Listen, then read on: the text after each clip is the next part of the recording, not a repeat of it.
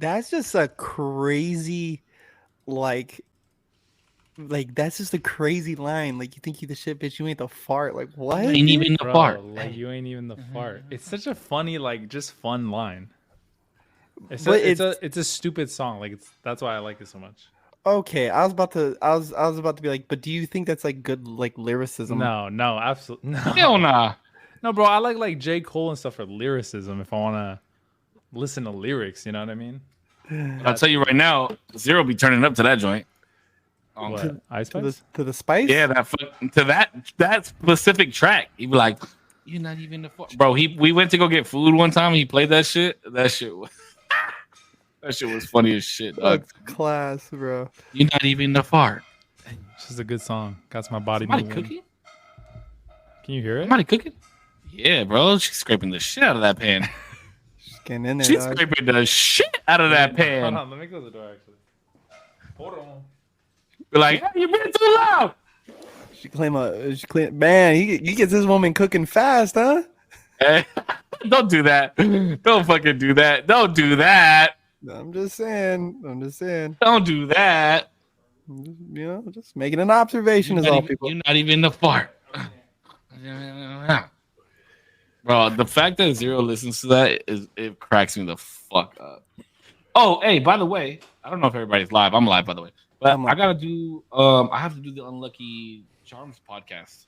Can we Do missed your it. streams. Thank you. I am. I'm gonna be back. I think it's Wednesdays and Sundays, bro. But now that there's no more football on Sundays, I think I can do Sundays. So I'm gonna let them know. I gotta reach out to Austin and be like, "Yo, I can do these days." I just been really busy, bro. I just been really fucking busy. Yeah, just reach out. I mean, he's booking his guests down, and he calls me about, oh, there's this person who wants to do, and this person. I'm like, dude, just Yeah, I saw his post where he said he wants all of UTP to do his show. So yeah, Who we talking about? the milkman. Milkman, bro. Oh yeah. That'd be cool. He wants us all to do his pod. I'm down. That'd be cool. Yo, wouldn't it be crazy if he had all of us on the same day? Like he did each one of us, and then he had all of us on the same day. That would be tight for his pod. Wait, what do you mean? Free content, bro. Oh, yeah, you're right. I'm saving that. Saving the gas. I'm saving the gas for us. Free content, bro. All right, do the intro, Zero. Yo, what's up, everybody? Thank you so much for popping in to the usual Tuesdays. Lackluster. Try again. Listen, it's a no. I actually think I have to be quiet. Genuinely, they texted us the other day about just being quiet in general from like 8. Zero. From like It is 8:00. oh, you're right. You cannot get it. You cannot get a noise complaint at 8:00. It's like 10 to 8. You're right. DTP, baby. Come on, dog. What's DTP? Nobody What is disturbing that? you. Disturbing the peace. Come on. So it's like 10 to 8. Is that a regular? I've never had this. I don't know. I think it's 10 to 6, but regardless, you're safe right now. It's 8:00. All right. What's up, everybody? Thank you so much for dropping by into the usual Tuesdays. Okay? There we go. I appreciate everybody for joining in. Listen, I'm almost for the most part fully moved in, still like getting some nooks and crannies in, like situated. Trying to get into nooks and crannies, you know what I'm saying? But listen, we've been having a real fun time on the podcast, and I decided to dampen everybody's mood. Today we're gonna go into some more in-depth shit. Just because I've been loving the podcast, don't get me wrong, having fun, laughing, and that's what I always want to get to. And I want to keep this relatively light, but it's going to be a sense of, thank you, a sense of. Somebody's crying tonight. I'm so sorry. Hi, Juju. I hope so. Siska says hi. Hi. She said hi. The Punch says hi. I don't know. Wow, that was so lackluster. Hello, Putch. She doesn't like me. She don't like any of us, bro. Because you guys told her I wouldn't want her on the fucking podcast, dude. That's you guys are fucking nuts, bro. Nobody said you didn't want her on the podcast. Damien said it. I got Damien food, I'm so told her. sorry. When did I say Damien's that? a fucking Oh, I did. You got Biden food? bro. Wait, you got food? Yeah. Damn, Oh, should I order nice. some food? Be fucking grateful, dude. How about that? Yeah, you Are grateful you guys motherfucker. okay? If I Bro, you got a keep this woman on? serving you food on the podcast Dude, now. no way, You bro. fucking misogynistic pig. Bitch. You fucking You said fucking what hate up? women, you bro. misogynistic bastard. You keeping your woman in the kitchen? What's wrong with you? I love you. Oh, okay. That makes up for everything. I love you. Yeah, Okay, see, I put a band-aid on that shit. All right. Do you have Zero? Do you have W Riz? The Wist of Rizziest. I mean, if he has a girl cooking for him in the crib, you know what I mean? I'm just saying. Winning. He's winning right now, bro. He is. Because I don't got nobody cooking for me in my house. Fuck no, dude. Mila, you bitch. Where you at? I'm absolutely. Don't cook for me.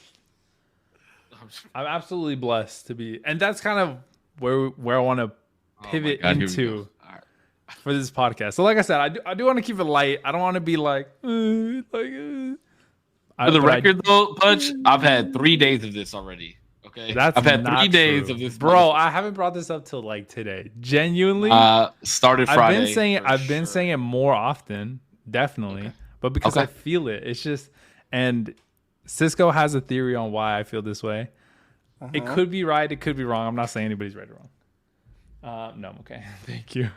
Not even the fart. But okay, so this to preface a little bit. I just turned 25. It was my birthday on the 9th. I think for everybody's happy motherfucking birthday, by the way. Thank you. But I like as the move happened, as my birthday's arriving, and there's a lot of actually like a lot of little personal changes that have happened in my life that I was just kind of like rocked. I was like, everyth's changing all at once. It's like kind of crazy. There was some stuff that happened on a trip that like threw me for a loop.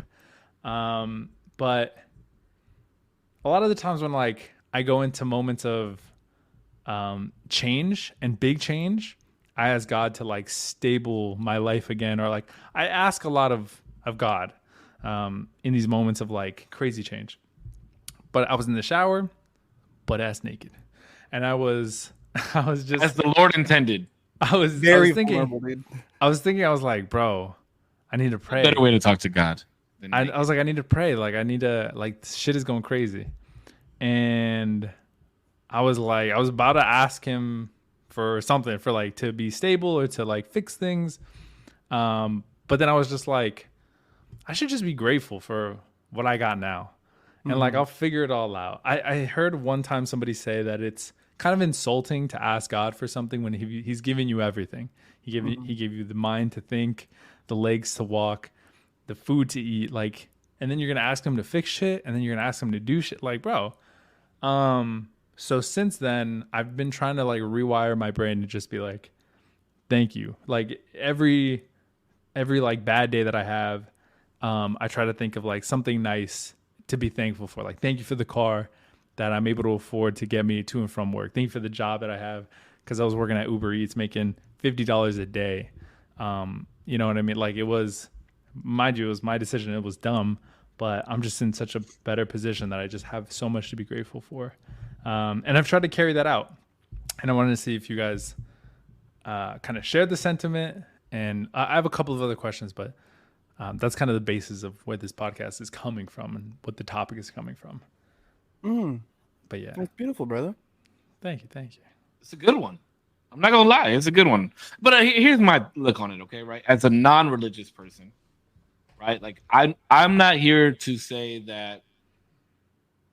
Like personally, I don't think God puts everything in my in my pathway to accomplish or do those things, right? Because I believe more in free will than I do fate, personally, right? I think we've talked about this on the podcast or whatever, right?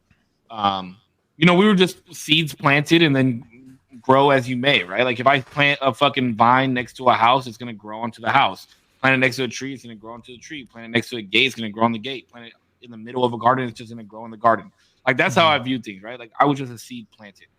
But I do believe in the gratefulness, right? I mean, and you and I have had this conversation, I think a couple of times, right? We've been given such an odd opportunity to be here that hundreds and millions and billions of others are never going to get the opportunity to see, right? And yeah, you know, I had a conversation with my dad last night, and we were like, you know, nobody wants to die. Nobody wants to fucking die, bro. Like none of us want to fucking die. But the fact that we like the end is known to us. It's not unknown, right? Our life, our mortal life is known to us. So the fact that we know that allows us to, or should allow us to appreciate way more than we really do. Mm-hmm. Does that make sense? Like, Yeah. we know that we're going to die. So therefore, no matter what it is, bro, I got to light this fucking candle. I get to have a drink. I get to do this podcast with you guys. I absolutely should be grateful for it.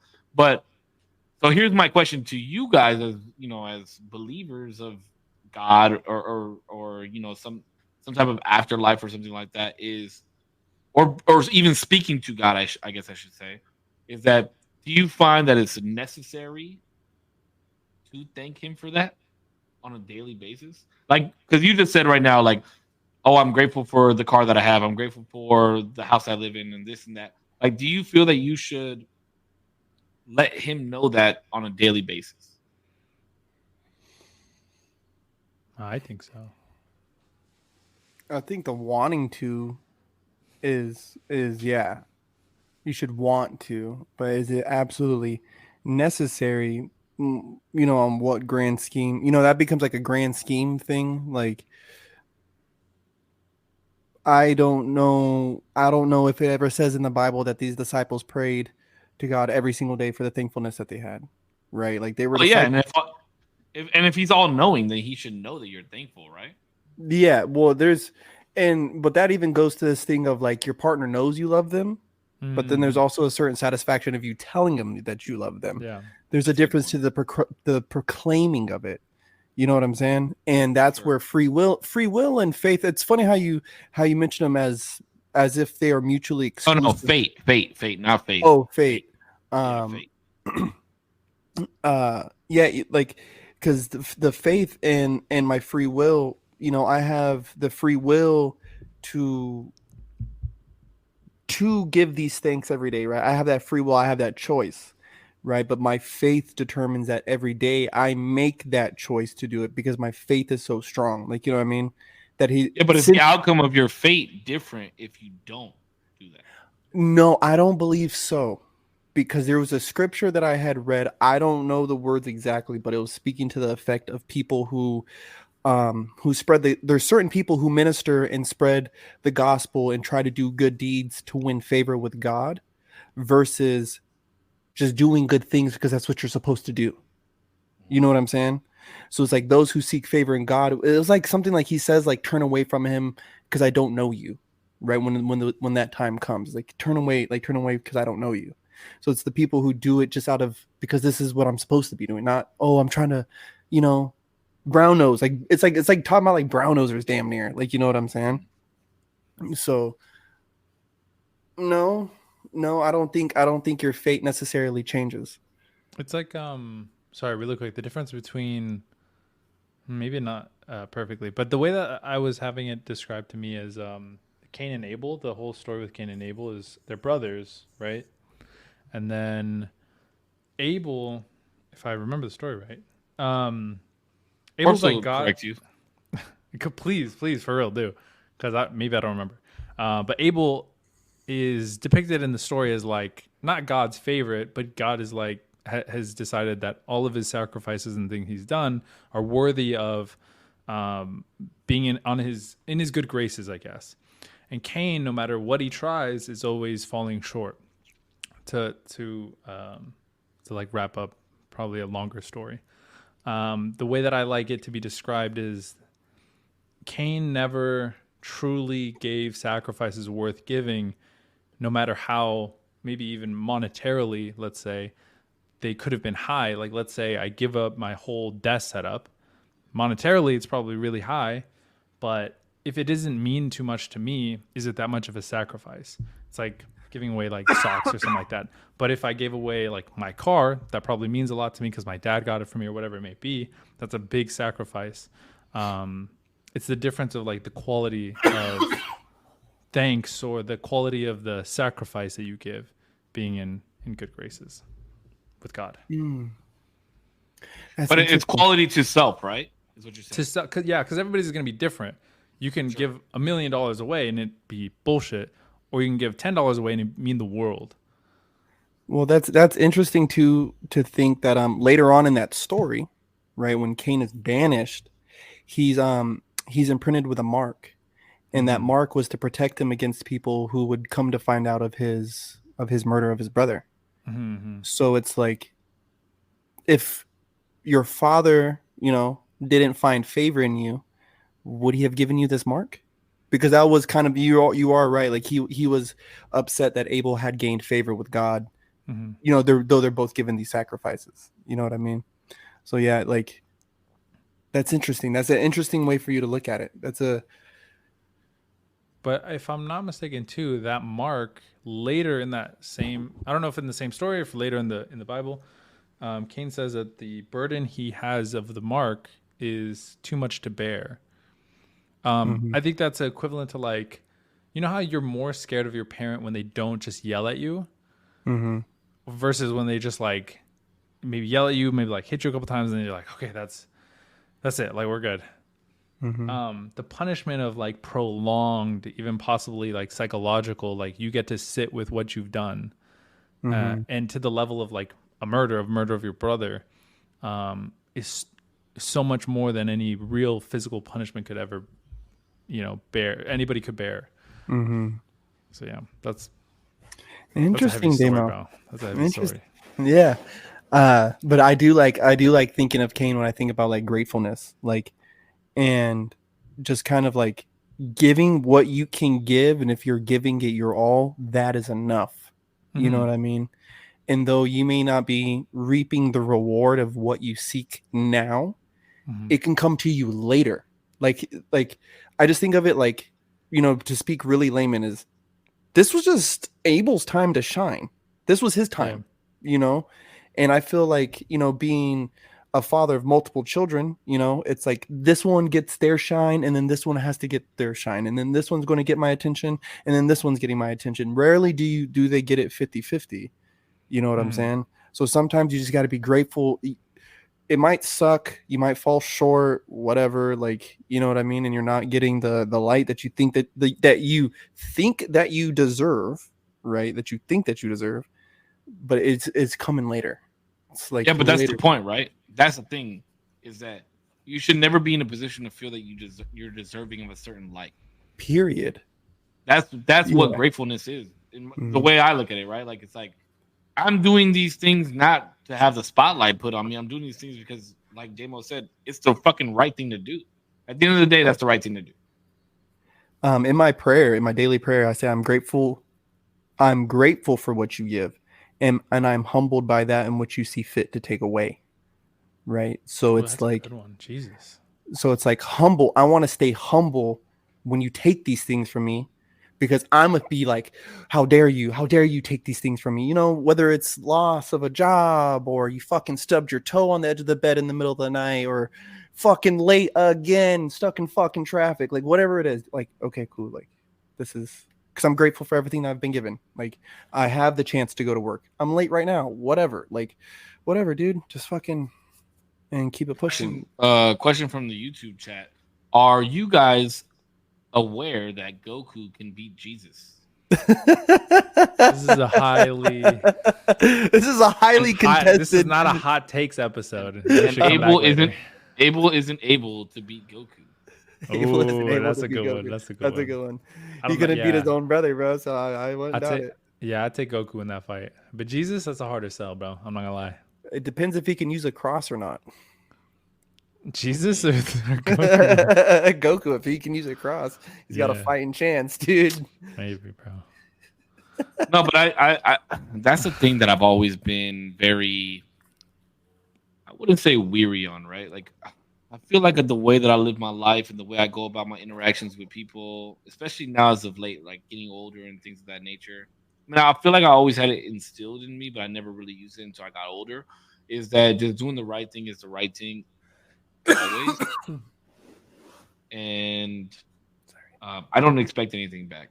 I've been living my life for the past couple of years with no expectation from anybody. And I think I kind of mentioned this to Damo one time, is that because if I fucking expect something from somebody, then I can be disappointed. Mm-hmm. And it's not their fault that I'm disappointed. You know what I mean? I put that expectation onto them. Mm-hmm. So why live my life with any type of? Why live life with expectation of other people? I mean, I know that there's things that I'm expected to do for myself, but why live with expectations? Because there is a certain quality of character that you want the people who are in your life, like in your inner circles, to possess and maintain, right? So Yes. I do think that there is a healthy level of expectation that can be held, and I think one thing that fucks people up, right, is that it's okay to have an expectation, right? And it's okay to accept somebody in your life who doesn't meet that expectation but is striving to get there, right? And I think that we need to be more grateful in that idea that they're trying, right? And they may stumble along the way. Yeah, right? but are they in your? If they're in your inner circle already, right? Then that means that's the type of person that you can relate to, Yes. right? So if you can already relate to that type of person, then you shouldn't expect anything from them because it's already a given. It should it not be? Like, let me put it to you like this: say we all lived here in San Diego, right? Mm-hmm. If I called you and was like, "Yo, Putch, my fucking car broke down. Can I get a ride?" Knowing your character, I don't necessarily expect you to be like, "Oh yeah, I can. Yeah, I'll pick you up," because I already know your character, so I know that that's a trait that you already have. Is that expected? Now that I'm saying it out loud, I feel like that is you just expectation. expect. Well, but like you expect him to a certain degree, right? Like if he's really doing some other shit that he really can't pull away from, you don't expect him to like drop everything. I expect your honesty in that moment. Yeah. You know what I mean? Yeah, like Sure. you Okay, see what I'm saying? So I think there yeah, is, that's a fair point. and that's a healthy level of, because there's some people who I know will never meet my level of expectation when it comes to honesty. And that's why you're not my inner circle of friends. That's why I might lie to you about going to the fucking barbecue. Like, you know what I mean? That's why I might just lie to you about kicking it, bro. I just might. But you guys, no, I would never dare. Like, you know what I mean? It's like, nah, bro. Like, it's either because Cisco, you know, I'm gonna come get you. Like, you know what I mean? I'm gonna come Yeah, get that's what you I'm type saying. And homeboy. Like, you know it's what I not that mean? I expect you to come get me because I'm calling. I'm trying to figure out how to verbalize it correctly to what the point that I'm trying to make. But it's not like you're not my friend because of those expectations. Does that make sense? That And part makes sense. that's what makes it seem like a fucking it's like a I can't even think, like a conundrum. Like, you know what I mean? Like, it's like, I don't expect this of you, but you're my homeboy, and I know if I call you, you know, there's a healthy, like, I know Putch will do this for me. So there is a little expectation you can slide in there, but you're not my homeboy because of that. Like, you know, like, it's a weird thing where, Yeah. you know, you can expect certain things from certain people, you know what I mean, after, you know, you've built a certain rapport and camaraderie, whatever the fuck word you want to throw on it, you know. But what I'm saying though is like, there might be those moments, like we're saying, right, like there's those moments where we're saying like, oh, Damo's busy, he's not going to come get me. I shouldn't be like, oh, well, he's just not my fucking friend. No, I need to be Yeah. grateful for all the times he did pick me up, you know what I mean, woo woo woo. Or Putch lost his job and he's fucking bummy right now. You know what I mean? Like, hey Let me take man, him out to dinner real quick. You know what I like, mean? hey, Let me. let's get him right. Let's get him right real quick. Get him straight and get him. But the expectation is like, Putch, you got to get on the ball, dog. Like, you gotta get back in the game. You know what I mean? We can't just. I would hope you guys would do that for me. You know, I would expect that you guys Man, would do fuck that you, for me. dog. Like, you just see how the words come out. Yeah, I would expect that you guys would do that for me. You know what I mean? And that's where I'm grateful for you guys, bro. But I'm is that grateful to have expectation or is that hope? that. I feel like there's a Like, little could bit you? of And expectation you, because I feel like it's interchangeable with hope, though, right? Like, I would hope that you would do that for me. No, I think expectation comes with a little more. They come from the same place, but expectation comes with a certain level of trust because you've already done it before. But what if I haven't? That's where I'm having hope. I feel like I hope hope You that see is what I'm saying? Like, okay, like when I was traveling back and forth to Ventura, right? I didn't expect for you to be like, hey, yo, you could stay in my extra room because you're only here for the weekend. But like, I hope that you would be like, hey, yo, you can stay in my extra room. I need a place to stay. Okay, great. You know what I mean? I didn't expect. Maybe I called you out of hope that you'd be like, hey, yo, you can stay in my extra room. Mm-hmm. Does that make more sense? What I'm trying to say now? Yeah, Like, yeah, it's yeah, not an expectation, yeah, even though I had already known you for years. yeah. Well, I'm just saying. I think hope may be then where it starts at, and then it can slowly, because even like in relationships, you hope that this person would feel this way, and you hope that they would do these things, and then you hope that they would and then it slowly turns into an expectation that you expect these actions out of them. You expect this feeling. Well, maybe okay. Here's where I'm coming from with this. I think maybe once you've established a relationship, then expectations can become a thing. I think what I'm talking about is like off the bat type shit. Oh, off rip, yeah. Okay, yeah. Now that I'm thinking about it, and we're really like verbalizing shit, and I'm really like talking out loud and saying this shit, I think that's where I don't know, but because I still really don't expect people to do like even I've known you almost a fucking decade, and I don't expect anything from you. You know what I mean? I mean, I guess I expect you to show up to the podcast. You know what I mean? That's why I'm grateful for you guys, man. And I want to take a second and say that I'm even just talking about it. I'm grateful for you guys, man. I'm hella grateful for you. I'm grateful for you guys too. But I feel like I haven't been telling Zero enough. I'm grateful for you, Zero. Yeah, I feel. No, actually, I did tell you today I was proud of you. Wait, why? What did I do? You don't remember? Wow. No, but what did I do to? What did I do to be proud? I just you a year ago. When I met you a year ago, to now, like I'm just proud of like you've come out of your shell. We're mentoring together. Like you're really what you say resonates with a lot of people. That's just important. You know what I mean? And not that I don't think that you had that same power a year ago, but the person that I met a year ago may have not taken the position that you're in right now to do the things that you're doing. Yeah, 100%. Like you have your hands in a lot of stuff at work. I would say personally, couple of things, definitely. Yeah, and the way you chat to people is very respectful, but it's very like, listen, motherfucker. You know what I mean? Yeah, I'm a little bit more like authority. I'm like, listen, dumb bitch. Nah, let's go. Let's go. No, I appreciate you guys. I don't know about dumb bitch, but I wouldn't say that. I was just fucking with you guys. I had a question, something that I brought up to Save very quickly. I had to not elaborate, but really figure this out a little bit before I brought it on, especially to flesh it out a little bit more to make sure it's a question that could be answered, I guess not properly, but like in a good way. So the question is three kind of separate questions. So one question is, what is the worst year that you could think of, the best year that you could think of, and then the most pivotal year of your life so far? And this came about because of Save's theory of the fact that I'm so grateful recently is that I just turned 25, and that's kind of a pivotal moment in at least what he says, his life.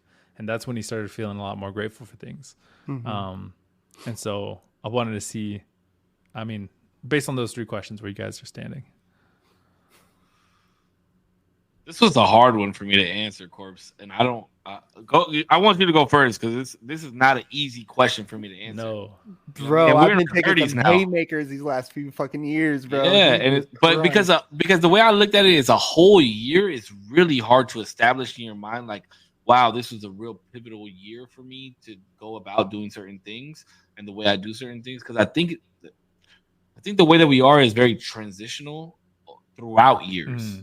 Trial and error and things of that nature. You know what I mean? So I'm gonna let you go first while I think about it. So there's a lot of the times though, like a year, I feel like that as you progress, you're like 20, let's say 22, 23, you're like doing things and changing and evolving and maybe like changing what you're doing as you're going. But then like let's say 24, it like clicks and you're like, oh, bro, this is like the difference between 24 and 22. It's all these little changes, but at 24 it like solidified a little bit more. Dude, I think of that idea of like every year, I don't know, it just seems like the more you build that like callus up, you know what I mean, like that scar tissue just bumping into shit every fucking year, it gets hard to think like, well, damn, is this year harder than that one? Because when I was that old, I saw things a certain way. Now this year I don't see this, that stuff the same way, and it doesn't bother me or it doesn't affect me as much. But this stuff here affects me now, and it used to not affect me before.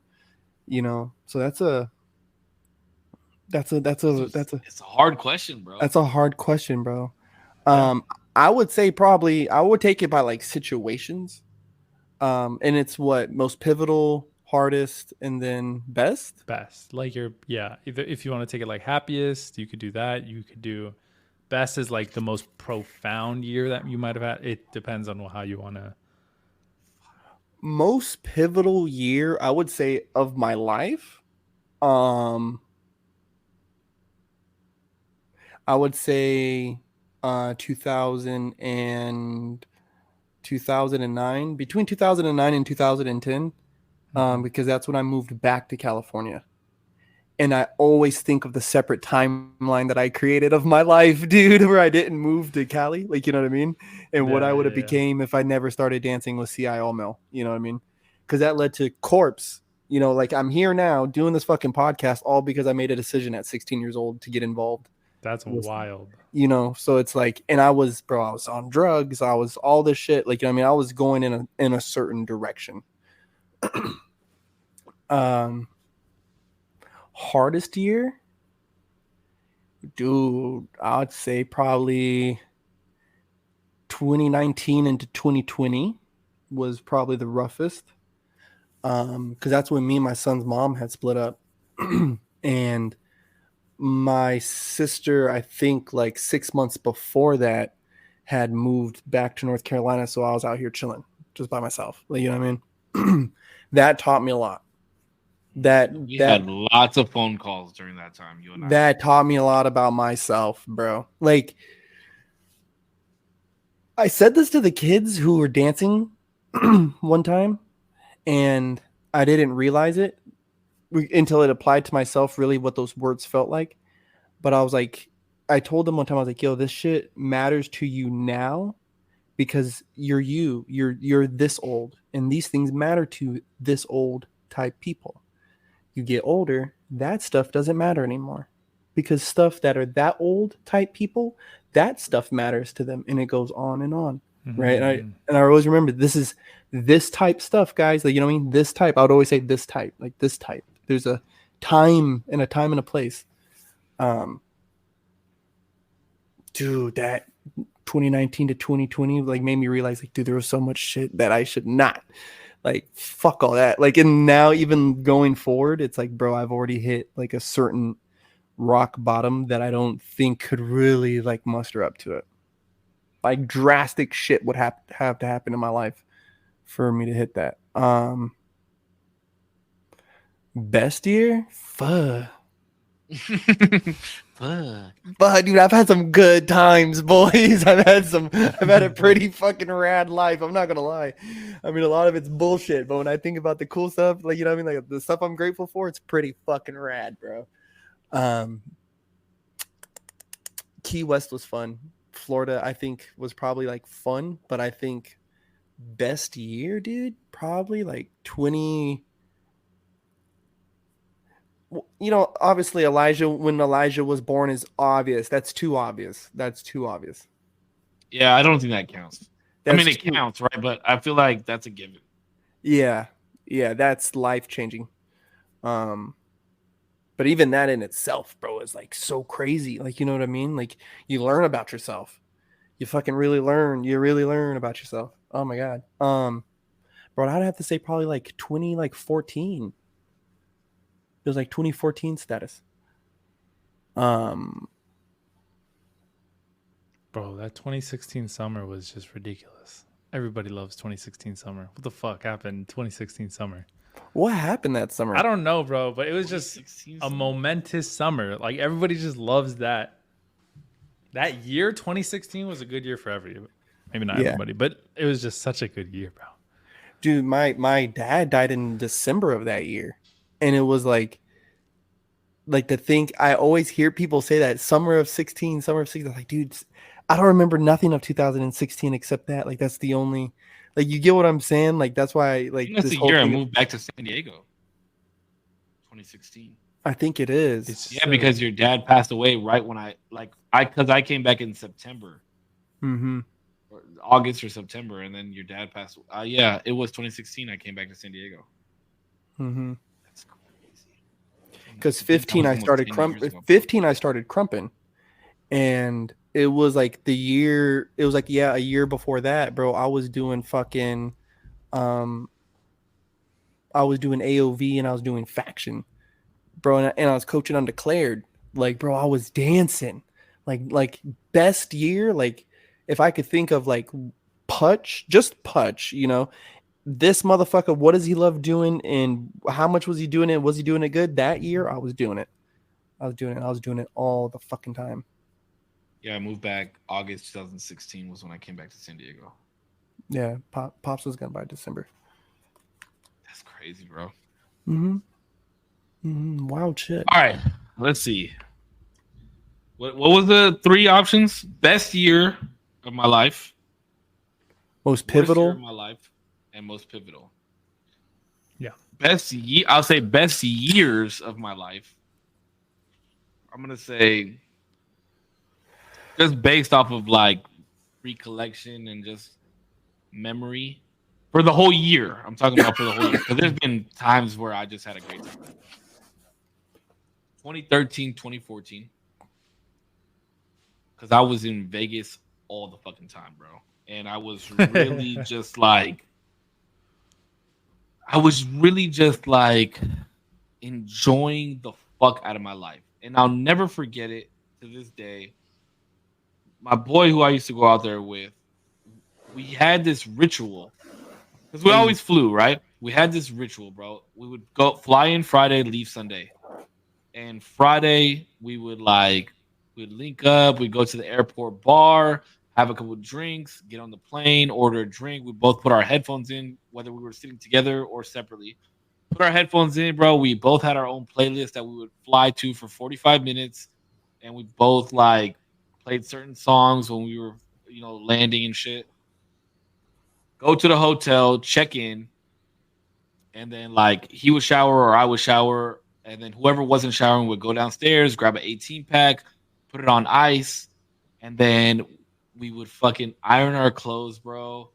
And we would we would look sharp as fuck, and we would sit. So by the time we got to Vegas, it'd probably be 9 or 10, 8 or 9. And then by the time we would be ironing our clothes, it'd be 10 o'clock. And we would put 2 chairs, and we always got a window hotel room that would face the strip, wherever the fuck we were at. And he used to call me Mandalay because I love staying at Mandalay Bay because you could see the whole strip. That's my favorite fucking hotel to stay at.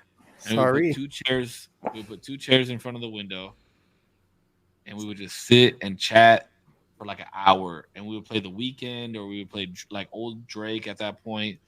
And we would just talk about man, there's no motherfuckers doing this shit the way we are.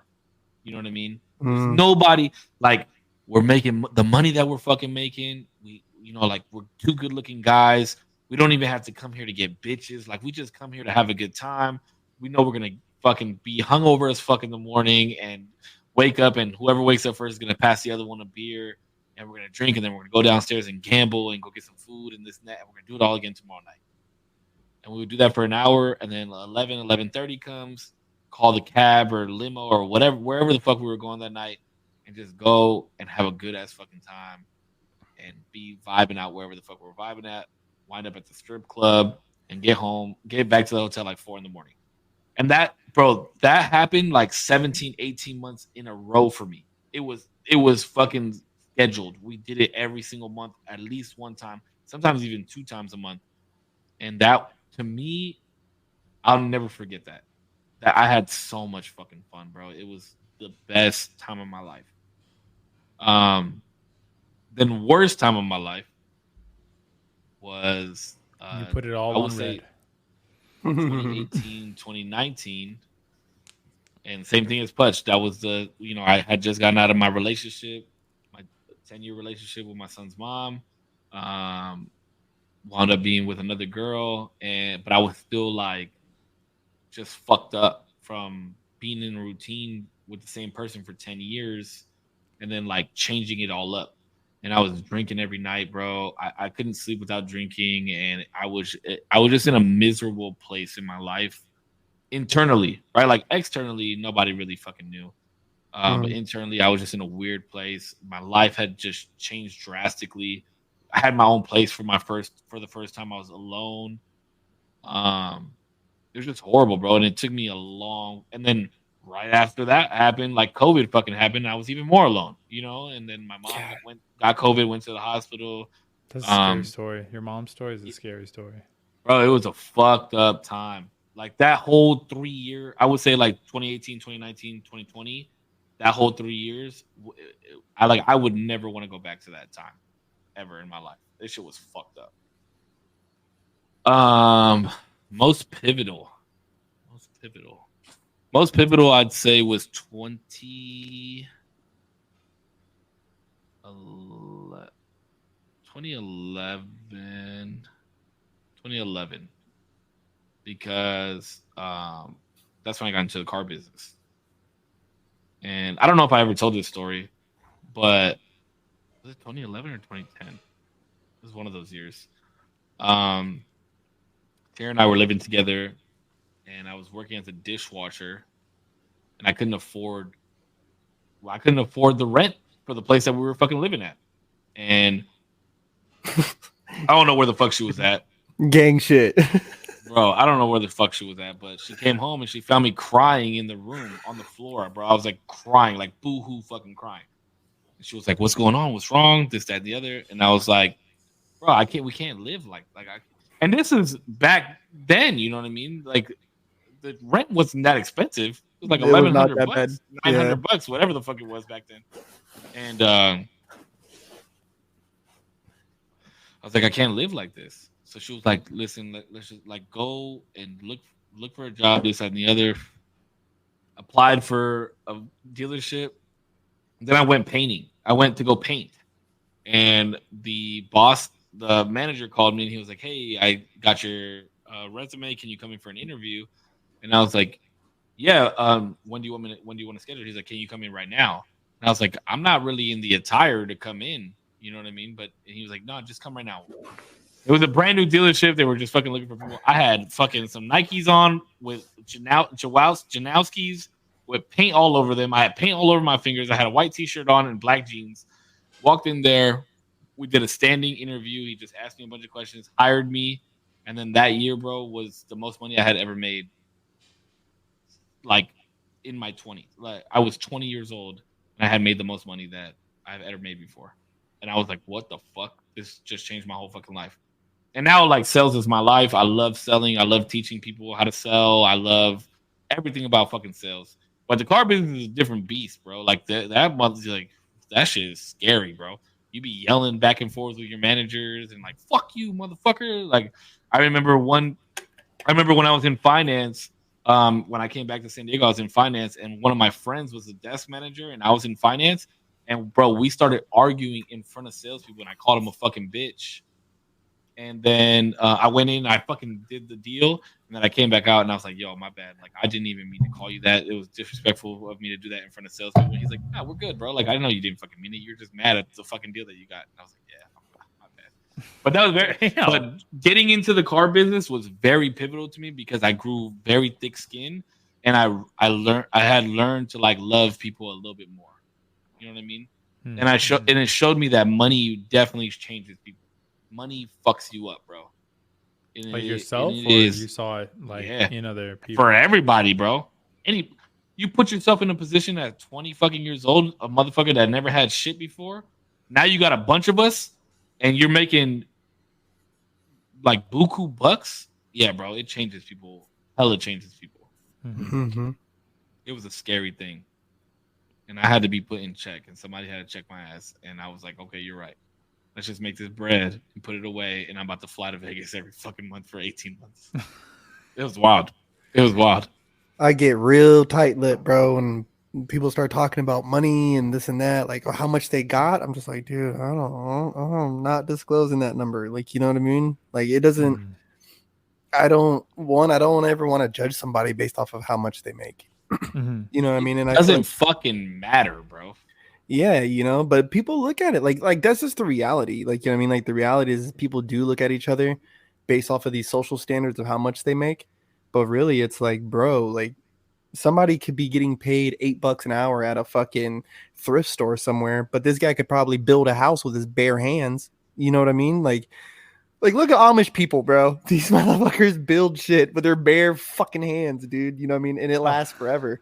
But they make no money. That's the thing. I'm happier now making the salary or whatever the commission checks that I make now. I'm happier now than I was back then. Mm-hmm. No. Like I'm genuinely a happier person now than I was then. That's the crazy part about it, bro. I have way more time to do whatever the fuck I want. I have more time to do this. I have more time to see my son. I have more time to like. I miss the money. I'll tell you that much. I fucking miss the money, bro. But yeah, I enjoy life at a much slower pace than I did back then. Like I really like grasp everything that is happening and sit here and can enjoy every interaction that happens. And it's just way more rewarding now as I am older. Like, I'm glad I did that when I was younger. You know what I mean?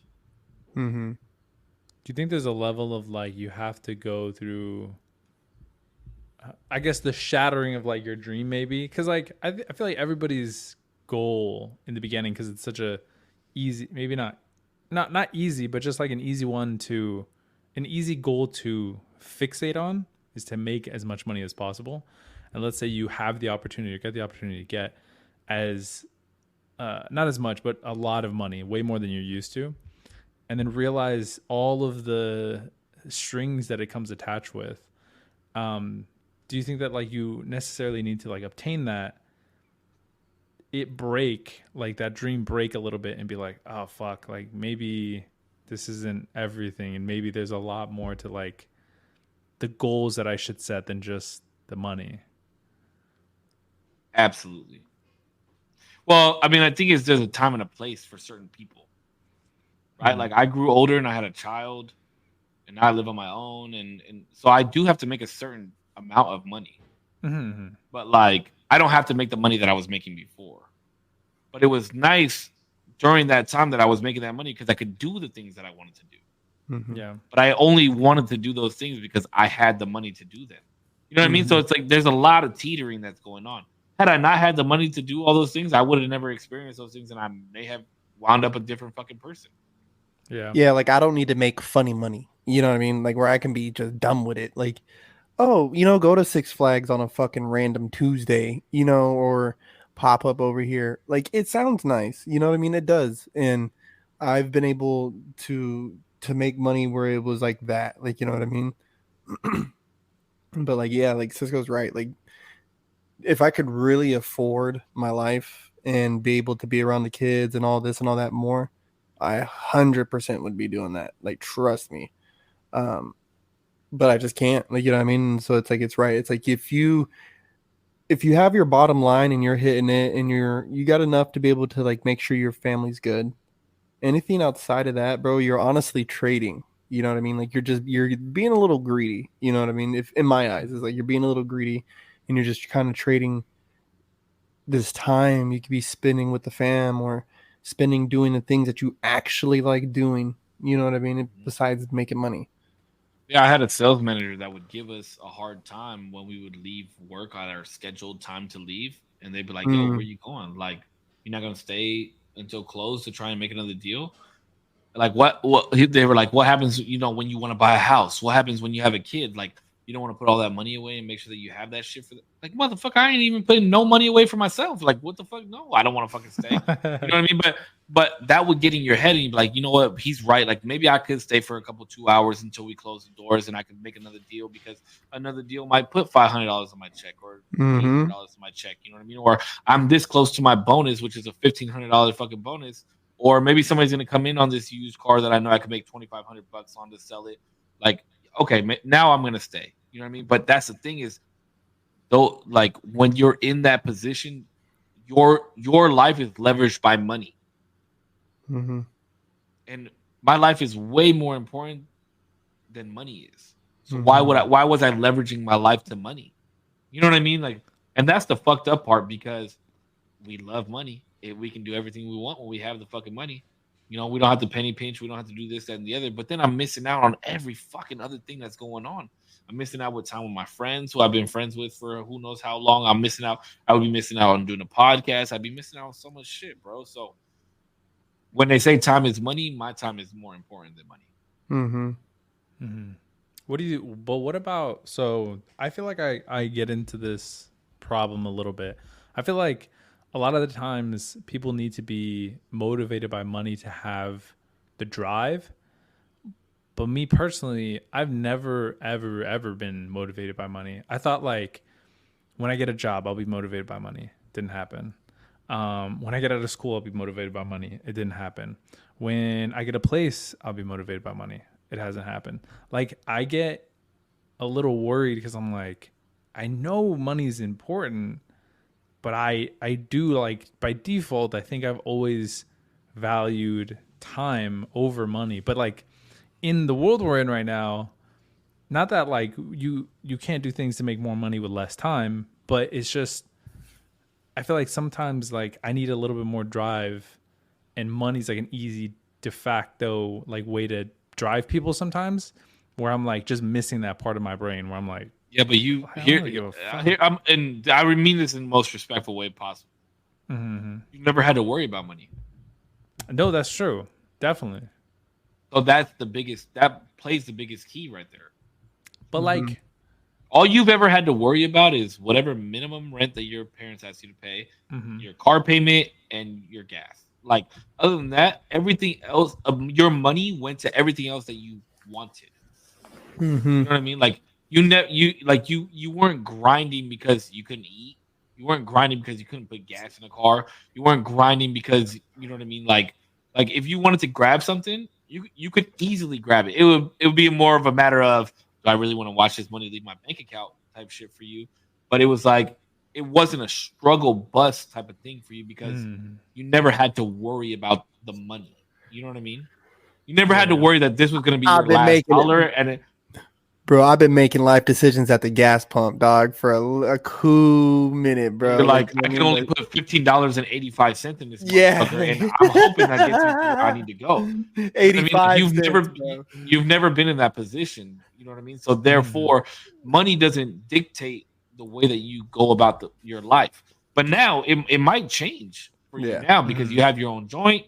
You know what I mean? Now you really got to really watch. You might be sitting on 6 to 8 months worth of savings or whatever that you can, but what happens when that starts depleting and you're like, oh fuck, now I don't know if I make enough to do the things that we were normally doing. Well, so that's like, I guess, part of, what do you guys suggest, I guess, of like, if you don't have that drive for money, let's say, where can you pull from to have like the same drive? You know what I mean? Because I want to do well. I do want to make money, but from that will drive you. But I also don't want. When you're sitting on the floor of that bedroom, crying your eyes out because you can't afford the rent. Yeah, I don't want to get to that point. But that's what I'm saying. Like, every that time is you the crawl driving out that bed, force. Every time you crawl out that bed, say, "Damn, I like how this bed feels. I like how that's the driving force." Yeah, I like living alone. Brushing I like your teeth, where I'm at. Looking in the fucking mirror, I can stand here and piss with the fucking door open, was cracking. I can walk around this bitch butt naked. All of that, you like that? That's what you like? Okay, then you're gonna go. Let's clock in, baby. You know, let's clock in. That's the driving force now, because you have your own space. You like your own space. Like I said, I refuse to move back in with my dad. He's told me hundreds and thousands of times, like, Mijo, if you need to move back in with me, you absolutely can. Fuck that, because then I failed in my eyes.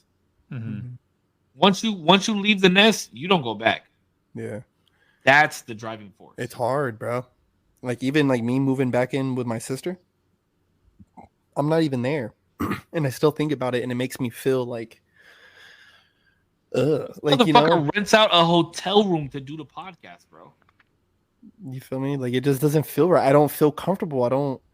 It's not quiet enough. It's not my space. You know, I gotta have my space. Like, think about it, bro. Like, you and I don't talk about finances a lot, right? But you think I'm really fucking like going to Spectrum and just wasting my fucking time when I'm there? Fuck no. I gotta fucking make sales because I gotta pay for this fucking place. I gotta pay for my son to play baseball. I gotta pay for him to fucking go to Play City and do shit like that. Plus, I got my own personal expenses. If I want to send a girl some money so she can get lunch, or if I want to fucking go get lunch with you, or whatever, like I want gotta a pay fucking for corn that shit. dog. Yeah, if I want to eat 30 corn dogs in 2 hours, I gotta pay for Fuck that me, shit. You know dude. what I mean? Yeah. God Yeah. damn. Like that's the driving force. And Yeah. it might look different because you're not like, oh fuck bitches, get money over everything, this, that, and the other. We don't have to be like that. But we know what we gotta put our heads down and do in order to continue doing what the fuck we do. You know what I mean? Yeah.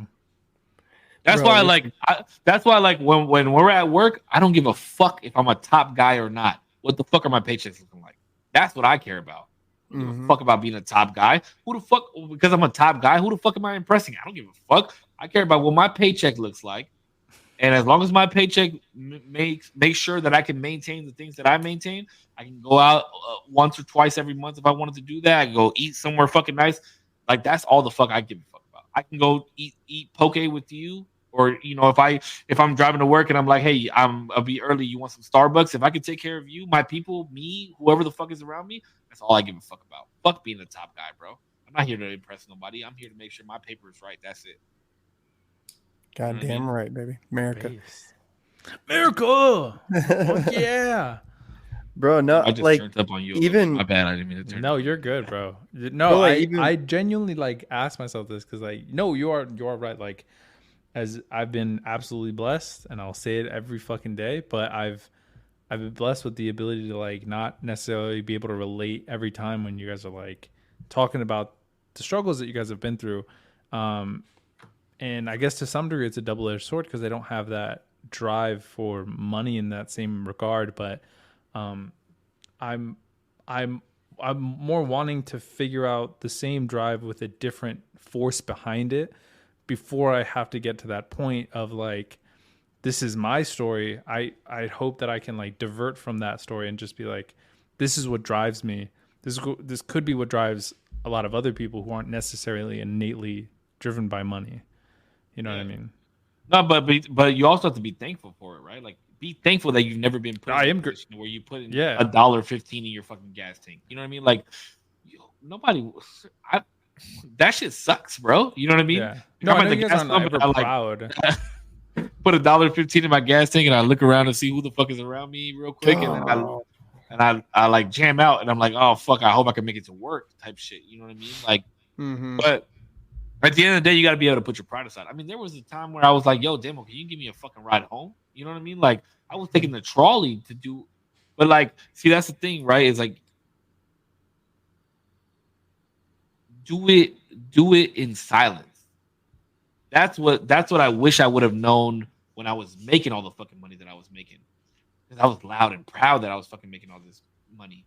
Like, don't do that shit. You don't need to flaunt to nobody. You find your own drive, you make your own money the way that you do it, and then let that be that. You know what I mean? That's what I'm saying. Like all these top performers at the job that we work at and shit that are like, oh, I'm a top performer, my face is on the wall, and this, fuck you. Fuck you. Fuck you. I don't give a fuck. Let me see. You sold 100 mobiles, but let me see what your paycheck looks like, homie. Like that don't mean shit. You didn't make there's a lot of metrics that go behind that shit. And I guarantee you my paycheck probably looks similar to yours.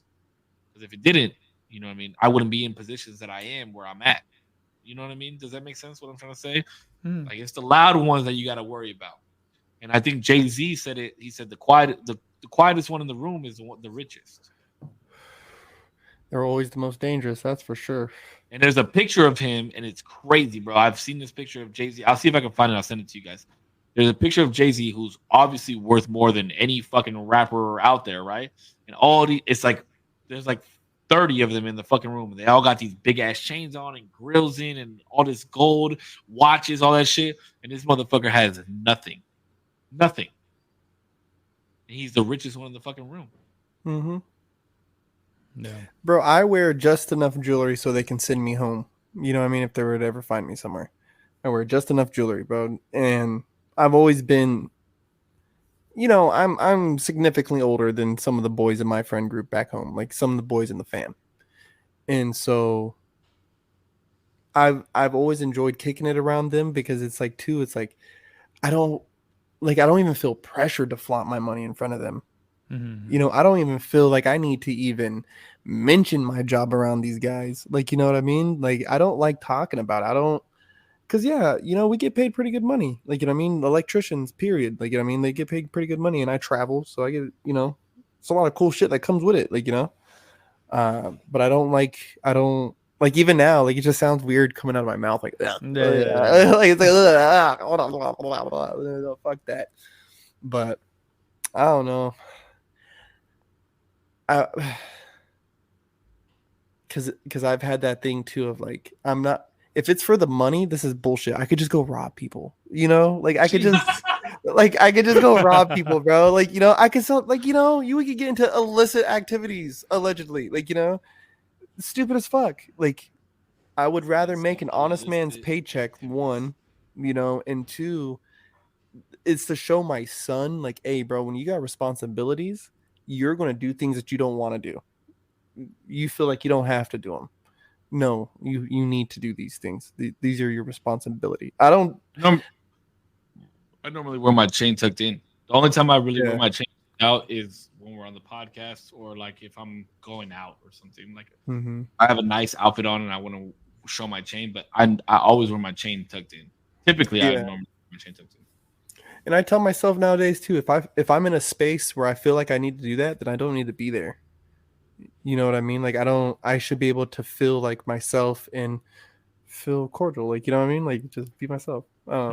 And I mean, that's the other thing, right? Like, when you have money, like I was getting to the point where I would buy expensive shit that was just for me. Like, I would buy like $200 ties, or, you know, like $80 pairs of socks and shit like that, because I was making the money and I didn't want to flaunt it to other people, but it would make me feel nice that I had it. You know what I mean? Mm-hmm. Yeah. I think that's cool. Fuck everybody else. You know what I mean? Fuck everybody else, bro. We don't have to. You don't have to show off shit to fucking anybody. See, I won't tell anybody when I hit the lottery, but there will be signs, right? Just like if you live in California, everybody gonna know. There will be signs, right? But best believe, if I win the lottery, bro, I'm living in a fucking $25-30 million crib in Rancho Santa Fe, and I'm fucking having a nice ass whip and all type of shit, and fuck everybody, dog. Bro, I don't know. I think we've talked about this for sure, but I'm always of the sentiment now, especially that I've like have a job and like have a place now. I always just like, even if I win the lottery, I just want enough to live and not worry ever. Say that. You say that until you have the money. But the thing is like, that's the thing, is that it works backwards too. So I'm not motivated by money if I don't have enough, but I'm also I'm not necessarily like, and maybe this has changed with like a little bit of age and the fact that like I was kind of in a more fucked situation with money, but having a lot of it, or as much of as I've had ever, I'm never like, ooh, like, I don't know, crazed by it as well. Like it works in reverse. You know, backwards, I should say. Like, not incentivized by it, but I'm also not like super motivated by it. But yeah, I mean, like, I wouldn't live here probably, right? Like, I would move to a house, but I don't want like a multi-million-dollar house. That sounds like lame to me. I'd want to buy like a decent property here. I'd buy one close to my mom. And then it depends on how much money I have, but like, I'd probably buy her a place if I could, buy my dad a place if I could. And they're not going to be like super extravagant. Y'all are not getting fucking maids, okay? You're telling me you get $500 million. That's how much you actually pocket. $500 million. Mm-hmm. You're not going to have one multi-million-dollar crib. There will be signs, bro. Wait, so when you say multi-million, you're talking about like 10 million and above, right? That's not what multi is. Multi is anything over one. Well, yeah, but no. I'm saying when you say multi, I know multi is more than one. I'm saying when you say multi, do you mean more than 10, or are you saying? Okay, if you're asking me, yeah, my crib is over 10 million. One of my cribs is over 10 million. So like my crib in San Diego will be over $10 million. But I'm not buying my mama a house. She can live with me. Because my crib will be that big. that she could come live. Korpsx could come live with me. If you wanted to. I'll be your neighbor in the same house. Yeah, you could live in the See, like casita in the back, dog. I would buy like multi. I don't think multi. Maybe like. I guess multi, but nothing over like 9. Okay, my bad that you're right under 10 million. Like no, but like 9 nothing over. million I'm not getting close. Crib. I'm not getting close to 9 though. That's what I'm saying. I'm probably but not. I'm doing like capping yourself at 9. I'm maybe like capping yourself at 9. Like maybe $3 million, but only because the real estate here is ridiculously expensive. Yeah, but a $3 million crib is still a big crib. Dog. No, it's not, dog. No, it's not. You could find a $3 million crib up north. Nice out here. Yeah, bro, in Austin, Texas. Yeah, Fuck you can get around. a nice ass crib. Yeah, but I could buy a nice house in fucking Austin for $800K, bro. Like that's what I'm spending there. Then I'm buying another spot in Philly for about $1 million, and I'm straight. That's all I need. The rest is going to everything else. I'm buying a place here. I'm buying a place near my mom. I'm probably buying a place near my grandmother, and she could live there. And I probably help my family out with some things that we're going through here on the side. But I don't know. Like a lot of that's probably just going into. They don't put a dent in 500 million. But a lot of that is probably just going to like I don't know if it's a trust that would be proper to put it into, but I'd want it to be allocated correctly to where it builds over time. Like and throw that motherfucker in a CD, dog, and you fucking making 5% off that bitch, dog, and your money will last for a long. I mean, we kind of talked about. It'll last forever. Yeah, you have infinite money glitch at that point. But I found out actually, if you put $6 million in a high yield savings account, that's like 5%. You get $240,000 a year. Yeah. Remember we talked about this? How much? Then you live off of $240,000 a year. And you allow that shit to have compound interest and you're fucking good. $6 million. Bro, it's not like you're 500 mil, dog. I was gonna say it's not a little bit, but it's not that much. You know what I mean? Yeah, like, but think about it. Think about you opening multiple of those. Definitely. I mean, like it could be real fun, real quick. But so you could afford to live in a $30 million crib, dog. Is what I'm saying. I'm just saying. I don't know if I want that. Like you don't know until you have the money. Sure, and I mean, like I'm sure there's gonna be a lot of things. I'm like, I didn't know this was even possible. With another 500 mils on the table. Well, yeah, it changes too when you say like, I wouldn't want this big of a house, right? And I said that too, bro, right? And I started actually writing out one day what my dream house would be and what it would have in there. Bro, it's easily a couple $1 million house. Podcast studio, right? Soundproof. Like, and get detailed, bro. Get detailed. Like soundproof walls, this, that, and the third. I want this in the house. I want this in the house. In the kitchen, like what does it look like? Like, you know what I mean? Like you like really envision that shit. I'm easily $1 million crib, bro. Is what maybe I want. like a studio, a little space in the backyard or something, like big enough for I got a little. You gotta build it. You walk over and you're like, "Yo, what's up, bro?" Those back houses like that in spots like North Carolina and Texas and like everywhere east of California, pretty much, like adds a good fucking chunk of money to the price of the crib, bro. I mean, I'm definitely, but not like 10 mil. No, not 10 million. Not 10 That's million. what I'm saying. Okay, honestly, like I would have a big ass crib here, right? But my dream spot would be like a warehouse. I think we talked about this on the pod before. A warehouse, bro. Like I would want to live in a warehouse. That'd be wild. Tfue did that, I think. Open the door. I could pull my fucking car in, close. It'd be like a loft area. I could have one section sectioned off for the podcast. I could fucking paint on the other side whenever the fuck I wanted to. Like, I would just have a fucking dope-ass crib. But that would probably be like a... Shout out, Cuzzo. Shout out, Damo. Look at it. People are proud of you, Damo. Oh, thank you. Look at that. Shout out my 910. Yeah, I appreciate that. Thank you so much. Much love. Time. This is get drunk for the last hour time. I got to cut really water. Quick, sorry, to answer, because I didn't answer the question myself. What is it? Yeah, cut my bad. Water? We didn't mean cut water, dog. San Diego-based company. These fuck you up. These are like 8 and that shit is so blown out. It's censored because they didn't sponsor the podcast. Yeah, they didn't sponsor. So hey, fuck you, Cut Water, pay me, dog. Damn, jeez. Gang. The worst and best years of my life are honestly pretty Oh, stacked. shit, Like you're right. You didn't answer these. I didn't answer. Yeah, I didn't answer. Oh shit! We've been talking for the last You're 25 minutes. No, but I've prompted all of the questions, so it's okay. They're kind of stacked. So I'd say 2017 to 2018 was the worst. Wait, I had so much time to think about this now. Now I can't think of it. Actually, 2017. I guess 2016 to 17 was probably the best because 2016, 2017. Yeah. Okay. I think I just got out of a relationship and I was really free.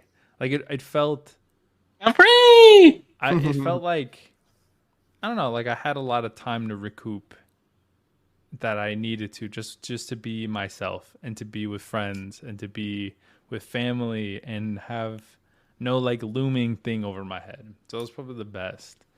You were 17 years old at this time, right? Yeah. Crazy. Yeah. That's crazy to me that the best time of your life so far was when you were 17. That's wild to me. Well, it's only gotten like, I don't know, I think better. I mean, there's been a lot of ups and downs. The worst was probably 17 to 18 because I had gained all of that like ability and like freedom and stuff. And then I lost it because I moved here. When I moved here, I had no friends. I had nobody really to like talk to. I didn't have a job. I felt like I wasn't like contributing to anything. I stopped making videos. I like stopped everything that I had basically like loved doing and like kind of built up and had gotten for the first time.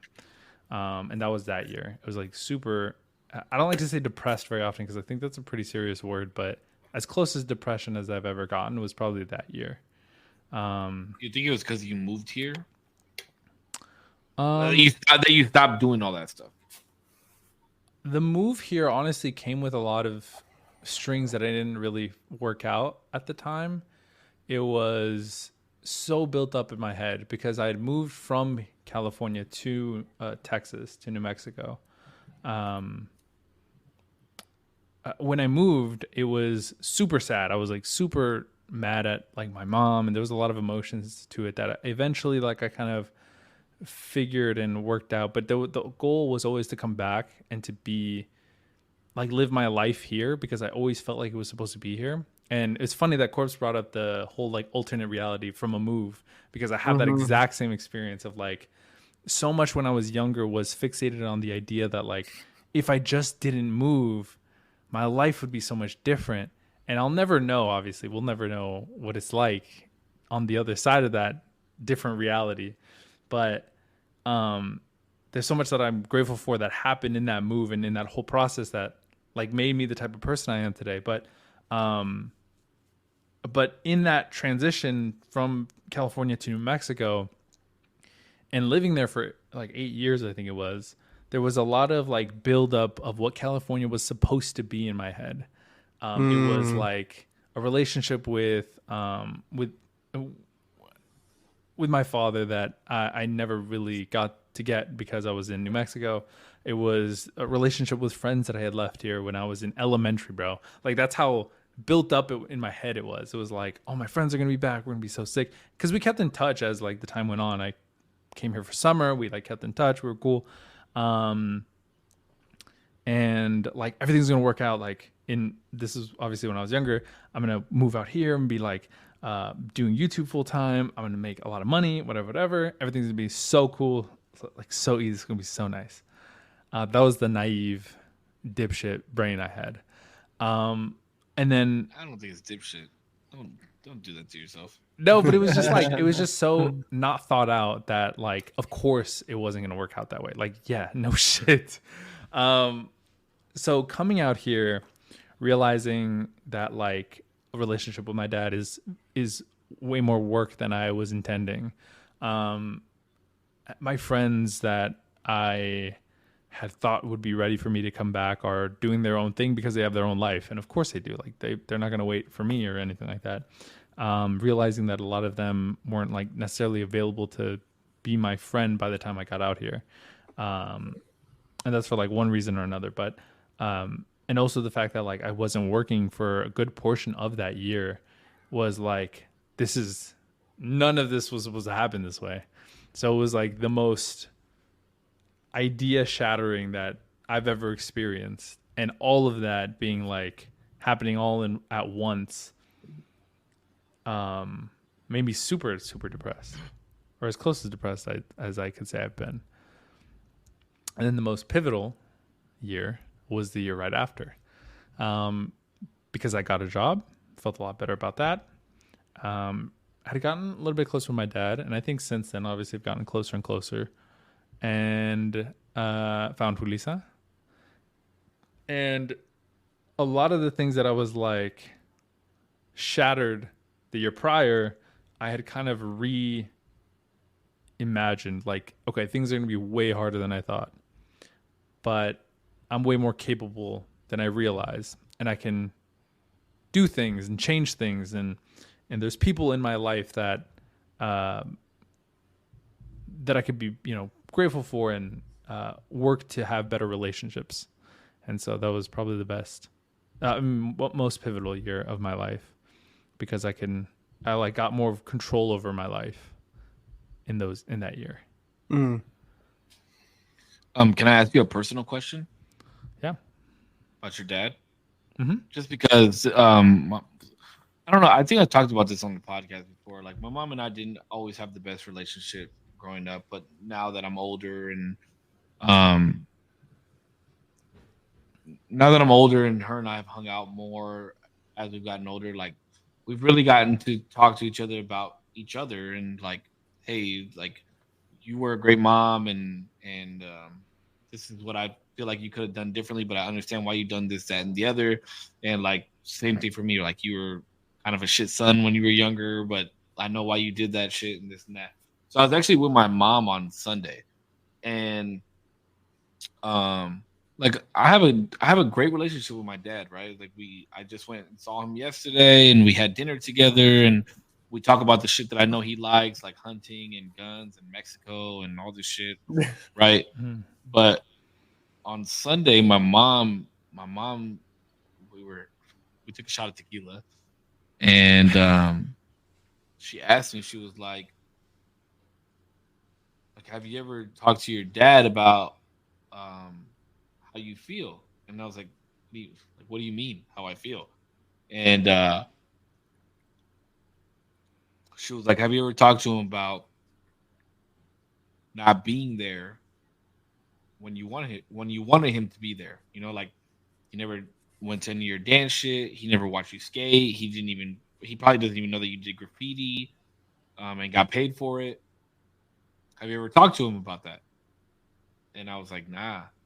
And I don't plan on it. Like, I don't plan on talking to my dad about any of those things, because, and I've talked to you about your dad, right? Like, I've talked to you and like, yo, why don't you say something? Or like, why don't you talk to him about this now, or tell him how you feel? And you're like, oh no, I know how he's gonna respond.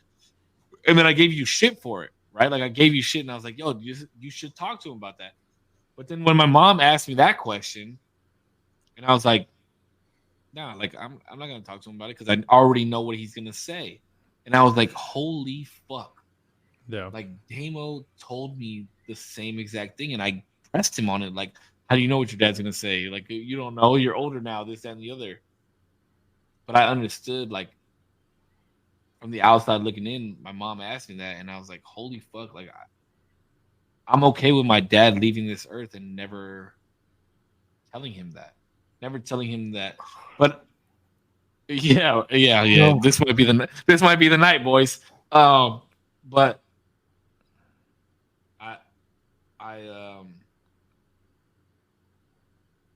I don't know, because there's just something about my dad where I just don't want him to feel like he fucked up. You know what I mean? I don't want him to think like, damn, I did all. Remember how we were talking about earlier, where like, I wish I would have put all this money away, and I would have had all this shit before Peanut got here, and this, that, and the other. Like, I did the opposite of that, because of my dad. Ultimately, that was the reason. You know what I mean? So if it's like he gave me this great life. Like, not that he's giving me a bunch of money or he pays for my house or anything like that, but he really showed me how to be a man, but at the same time, like, be the man that I don't want to be for my son. Mm. So how do I, I can thank him for being the man that he is, but I don't want to fucking like put a fucking plate of shit in his face and be like, yo, but you fucked up and you weren't there for me. You know what I mean? And I think this kind of circles back. The reason I brought this up because it kind of circles back to the great, like being grateful. Like Mm. I'm grateful that he didn't show up to that shit. That he didn't do the things that he did, because if he did, I might not be in the position that I am now for my son. I think it's funny because I have those talks with my mom. I have those talks with my mom now. Like, and I straight like, dude, why did my dad do that? Like, you guys are fucking dumb. Like, I straight tell her, like, you guys are retarded, dude. Like, why were y'all doing that? Like, or like God, why was he like, why was he this way? Like I talked to her, like, I have like real. I would have never asked my dad those questions though, for sure. I think it's important though that people do have some level of like talks with their parents, like, and it's healthy to unpack some of the stuff that happened in childhood and understand like maybe why it happened that way. You know what I mean? Because I try to think of my dad now as me with Elijah, right? But he was him with me, like, you get me? So like I know what I don't want. I love the things I love about my dad, and then I hate the things that I hate about him. And so I try But do you hate them though? Do you hate them, or do you yes. just like? Yes. Yeah. There's things that I've learned about my father, or things that I knew and I allowed him to pass without addressing it. Like, I have a sister, bro, like, this is honest hour. Like, I have a sister, bro, who passed away when she was very young, right? And my dad, he would not discuss her with us. Like, to my knowledge, I have never heard him even like speak of her ever. Yeah, my mom had a miscarriage too, and I didn't know until I was older So it's like, that how dare I could you? have been a younger sibling to somebody, and I wound up being the oldest. So to me as the child, I feel like, how dare you cut off this information to my sister? You know what I mean? Like, and she had a different mom, whatever. Like, you know what I mean? But it's still my sister, because her little sister, my sister Rhonda, that's my sister. Like, and I know her. Like, you know what I mean? Like, she'll probably end up watching this fucking podcast. Like, that's my sister. Like, you know what I mean? So it's just weird that he treated her so different. Like, you know what I mean? Like, my sister that passed. You know what I mean? And I wish I would have confronted him more about that and be like, hey, dude, like, it's already bad enough, dude. You got multiple wives, dog. Like, let's just talk about the kid, fam. Like, you know what I mean? Because the first time I ever saw her face, I found a picture that was in his room. And I asked him, like, hey, who's that? And dude, he flipped out, bro. He flipped out on me. And I don't Yeah, but I want mean that's also trauma that he has to deal with too. You know what I mean? Like, so with my son, I'm trying to be in a space where there's a no-fly zone. Like, there is obviously some stuff that's going to be a no-fly zone, right? Like, and he's going to find that out later. But to create as many no-fly zones with him, like, you know what I mean? Like, because if I'm doing something that's affecting him, I want him to have the space to be able to tell me that. Like, you know what I mean? Some stuff is just like, dude, you're a kid, shut up. Like, and some stuff is like, all right, dude, I'm sorry, I didn't mean to talk to you like that. So you got to pick and choose your battles. Ay. no, but when my mom asked me that, bro, I was like, I thought of you immediately. Like, once I processed everything, and I was like, holy fuck, I really pressed 0 to chat with his dad, and now I know where you're coming from when you're like, oh no, nah, like I already know what the fuck he's gonna say. You know what I mean? So it's like, I don't fault you for that, because I don't want to have that conversation with my dad. Can I say something? Can I say something just because I hear both my buddies saying this? is don't make the decision for them, right? If this was me giving you advice, because this is what I look back at, is don't make the decision for them, right? And then, but then do it only if you want to, and then if you want to and you're not doing it, then you need to do it. Like, you know what I'm saying? Like, if you're No, just but the thing is that my thing is that it's not gonna change the outcome of anything. but you don't, but we don't know that. No, it's not. He can't ever watch me dance again. He can't ever watch me skate again. He can't ever go to any of my pieces that I got paid for. You know, None of that will ever happen. Funny though, my dad has that exact same point of like it does. It's like we can't change anything, but something that I've really come to term. I want to say I've come to terms with. I hope I have. I feel like I have. Isn't necessarily Not the waterworks is really about to start going right now. Isn't I'm on the verge, bro. You about to get me right there. You about to get me. Be careful what you say, dog, because I've never cried on the podcast. You Listen, two motherfuckers haven't. I'm not ready for it. I'm not necessarily trying to, but something that I kind of figured out, I hope, and it happened at a good time because it happened as I was like leaving, probably like a couple months ago. Really, I realized that like I obviously can't change my dad. And I have to love him for like who he is. And there's a saying that's like you have a bloodline. And the bloodline keeps dripping until there's somebody who's ready to feel it. And what that essentially is like it's coming to terms with the fact that like my dad is a reaction of what his dad did. And what his dad did and what his dad did. And so on and so forth. And I could choose to continue the bloodline. And as unfair as it might be, I could also choose to change the outcome going forward. Because I have to endure everything that he's going to react to, but maybe my kid doesn't have to. And that's a better outcome. But also coming to the realization of he might not want to talk about or address or as much as I might think I deserve an apology, apologize for anything he's ever done that I deem unfair.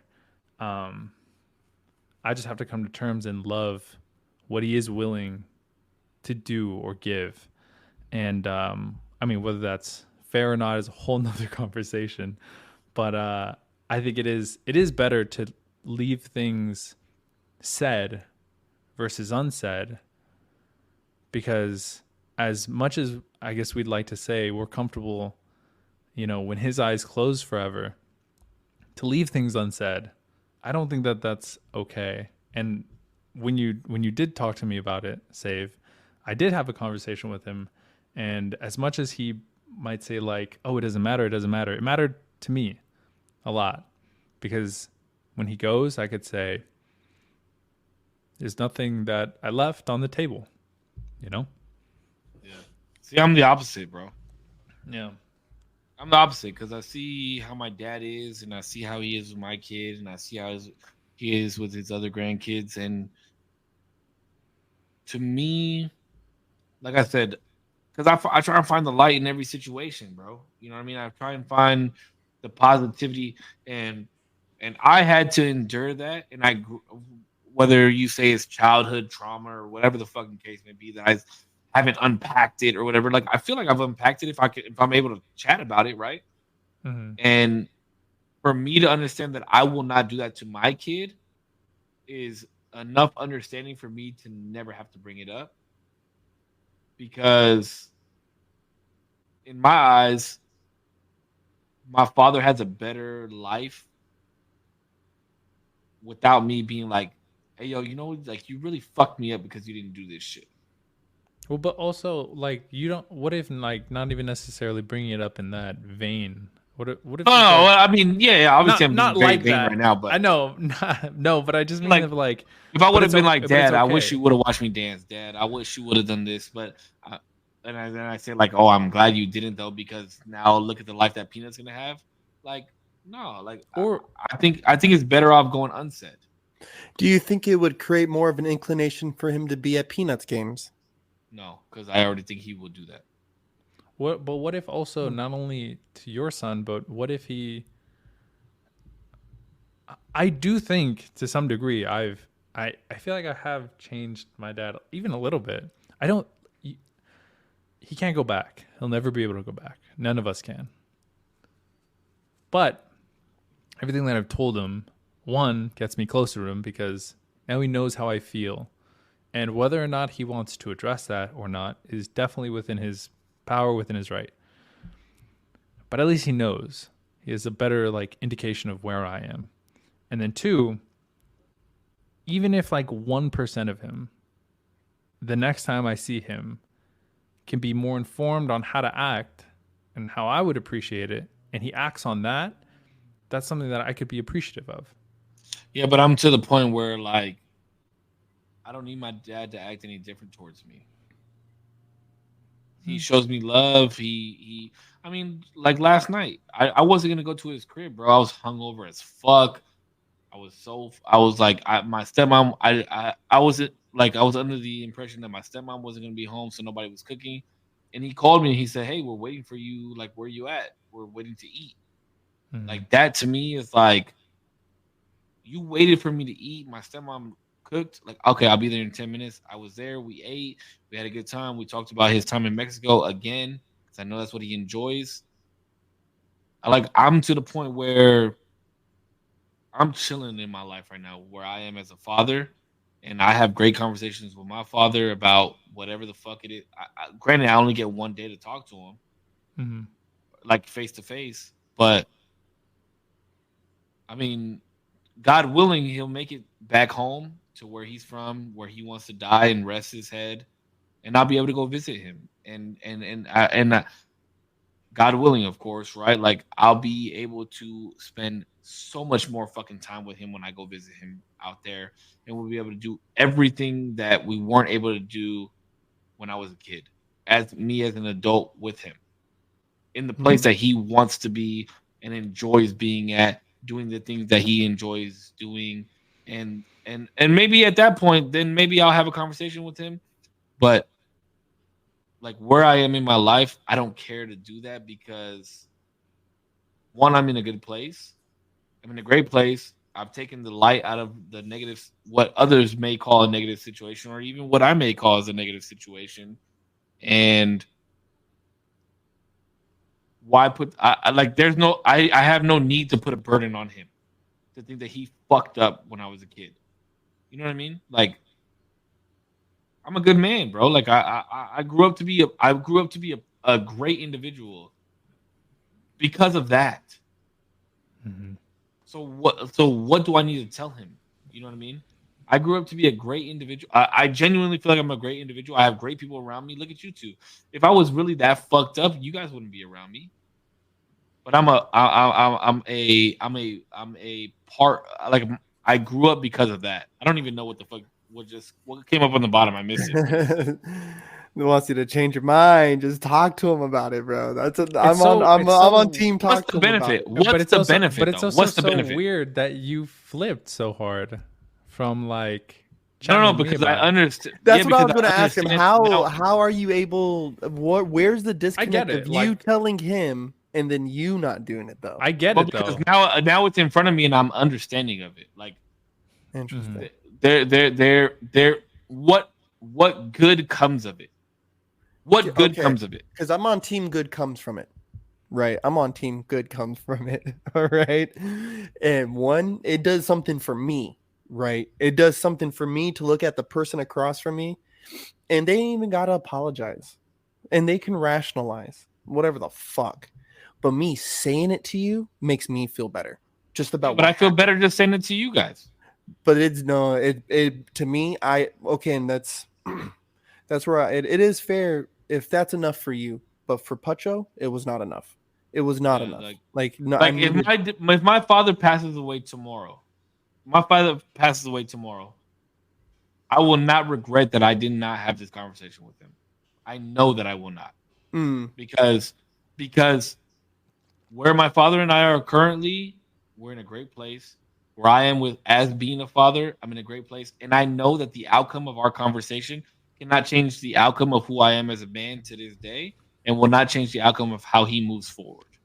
I know that for a fact. because there is nothing that he can do for, like I said, there's nothing that he can do for me now that he isn't already doing.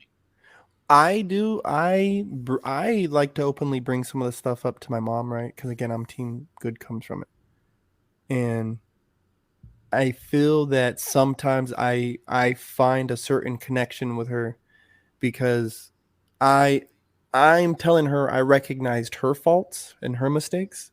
I love you for them, mom. Like, you know what I mean? And to me, honestly, I feel like it brings the most peace to my mom to hear me tell her, like, yeah, I know that you did this, but I still love you. Like, I love you. Like, you know what I mean? I love you, mom. Like, you know what I mean? But you and my dad were fucking nuts, fam. Like, you guys are straight bonkers. I think that's the difference, right? It's like I think I'm more open with my mother about talking about how I grew up with whatever the fuck she did when I was growing up, because I have a more active relationship with her, and she's still constantly changing with And me. that's it's your mom, and it's You know mom. what I mean? Yeah, Yeah, there's more of a safe space when it comes to talking to mom, right? yeah. It's But mom. I feel like with mom, it's more of I have a constant relationship with you, where you watch my son overnight sometimes, or you and I go out to dinner together, and there's things that we chat about, or even the way, like, I don't think my father views me in a negative way, but I do believe that my mother did view me in a negative way because I did some fucked up shit as a child that my father didn't see, but my mother was there to witness all of it. So I feel like the conversation with my mother had to happen because of those situations, and I didn't want her to think that I was a fucked up, that I grew up to be a fucked up adult. And I know now that she doesn't view me that way. She thinks I'm a great father. She thinks I'm a great man. She thinks I'm an alcoholic that smokes too much, which, granted, those things may be true, but she knows that when the time comes and something needs to go down, or you know what I mean, I'm the one to call. Do you think that? And it's the opposite of what she thought before, right? Where she thought it was my brother who was the one to call. When a call to action is there, who do you call? She found out real quickly that was not to be the case. Do you think she has a certain relationship, or you have a certain relationship with her because of your dad's lack of involvement? No. But I think she appreciates the more I converse with her about how I felt when I was a kid and where I am now because of it, because I have opened up to her about it. No, she knows how I view my father, and I don't, like I said, I don't view my father negatively at all. Do I wish he would have done? Do I wish he would have known some of the shit that I was into when I was younger? Absolutely, because I'm that much involved with my child at his current age. You know what I mean? But I'm also an understanding where when you're a fucking immigrant. So why not try that with your dad? Because what's the benefit of it?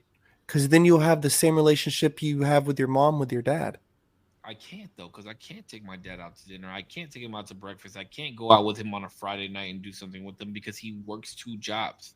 That's just a time confliction. It starts with the relationship, though. No, but it's all time conflicting. But also, I don't feel like you would ever say this about anything other than your conversation with your dad. I'm trying to think of another situation where, even though at maybe even just surface level, or as much as we could see, nothing coming of it, you would never say so. For example, if I had an issue with something, I'm trying to think of the equivalent or something that I could equate, but if something that is so pertaining to me that you couldn't change at all, you wouldn't say that me harboring it is a better thing because there's nothing that could be done for it, right? If there was even some level of probably not. You probably not what? I probably would not be able to say this about any other situation besides this. This is exactly the reason why you should do it. It's probably the only exact reason why you should all do all of it, my boy. But I don't see, I see no, there is no change that comes of it, bro. It's not necessarily the change that I don't think should be the metric. But I don't carry a weight on my chest about it. Obviously you do if this is the one topic that you won't be with. If this is the one, whatever it is, that's the reason why you should do it. At the end of the day, it is. Oh, the only reason I brought this conversation up was because my mother asked me about it, and it pertained to a conversation that Zero and I had, And I wanted to apologize to Zero about pressing him so hard on the matter because I understand where he's coming from. Granted, I didn't know that he went and had the conversation with his father. I didn't know that. We didn't have that conversation. Yeah, I tried, but you tried, but the outcome was what you thought it was going to be, right? Yeah, but I think that's what evolved. But he made you feel better. That's what but that's what evolved into the. Oh, okay. Well, thanks for making my point even. No. Wait. Because that's what evolved the mindset of not necessarily like if somebody, in particular him, if he's not willing to help fix the problem, I have to take what I have and come to peace with it, basically. But that's the thing is there is no problem, and I've already come to peace with the issue. Okay. Dude, yeah, there was a excerpt of a book that my sister had sent me, bro, that I tried to pull up while you were talking about it, bro, and it said something to the effect. I remember one of the lines was I grow tired. I grow tired of looking at people as broken pieces. Instead, now I look at them as a painting of mosaic or something like that, where it's like all the broken pieces are put together. You know what I mean? Yeah, like tile, like a mosaic, like right? Glass mosaic. I can't remember exactly how the excerpt went. I'm sorry, I know I butchered that. No, but that's good. I like it. But it just made me think, like, yeah, instead of looking at my dad as this fucking mean this and that, and even though I didn't get to have that conversation, when I see him next, we're having that talk, motherfucker, like, you know, but I didn't get to have it, but I understand. And now I kind of look at him more of like, oh, he was this dude who was a certain way because he went through so many different things. And some of them was inside of his control and he just made bad choices. And then there was stuff outside of his control and he still made bad choices. So it's like double whammy. You know what I mean? Because we do that. Like, you know what I mean? Like we're flawed individuals where we think we have the best information. So we make certain choices. You know what I mean? But that's the other thing that you have to that I've taken into consideration with my father is that, you know, he grew up in a different country, bro, where the rules and regulations are different on how you do certain things, and who was there to teach him any different? Yeah, you know what I mean. Like I don't fault him for the way that he is or the way that he did things because what's his underlying reason? Well, I know his underlying reason. You know what I mean? Also, to be fair, sorry.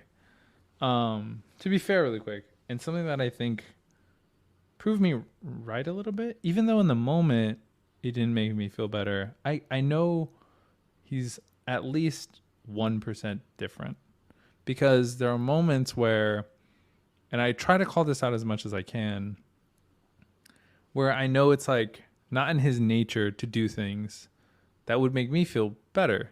There was something recently, I think it was pertaining to like moving here, where I just talked to him about like, I don't know, I'm really, nervous. I don't know what to do. And I don't know if I'm like not making the right choice, but like, I don't know if I'm doing anything right. And he just gave me like kind of just words of encouragement. And it was just like, you're going to be okay. You're going to be all right. Whatever. And then later I was like, I know you don't necessarily think that like does too much. I know that that's not like in your kind of in your nature. But I really appreciated that. Thank you. And I know like he doesn't do that regularly, even if I'm like kind of like worried about something. And so that's how I kind of feel like it's justified, at least for me, to have had that conversation, that it was worth having that conversation, because you don't think he would have told you that regardless of the conversation that you had with them or not? Like, you think that's the product of that conversation? I think at least part of it is, yeah.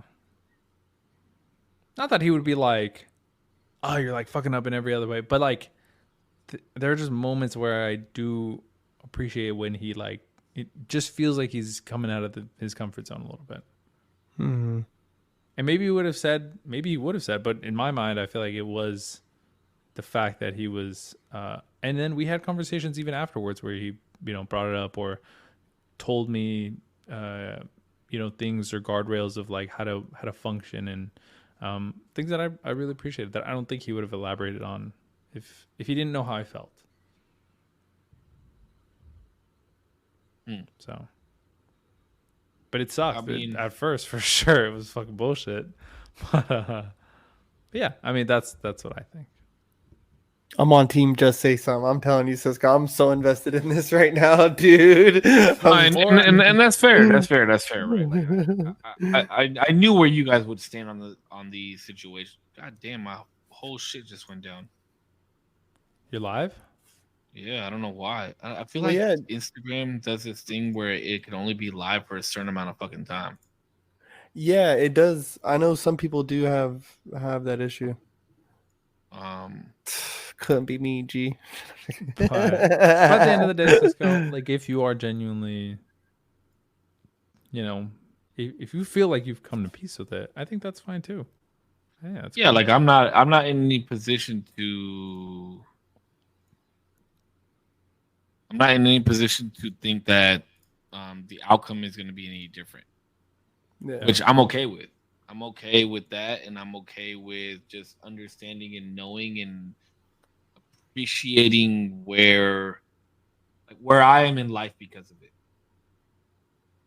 You know what I mean? Like, there's no love lost at the end of the day. There's just no. I have no issue, but it was just interesting that my mother asked me that. You know what I mean? Like, she was like, "Did you ever get a chance to talk to Daddy about how you felt about him not being there for certain things?" And I was like, "What the fuck? I'm trying to watch the Super Bowl. Like, what are you talking about?" But you know what I mean? Like, it was just a. Where did that come from? From her? You know what I mean? Mm-hmm. Did it come from a place of love and like, hey, your dad, you need to talk to your dad about this, or did it come from a place of like, hey, you already told me where you stood with me when you were younger. Like, why didn't have you talk to him about it? You know what I mean?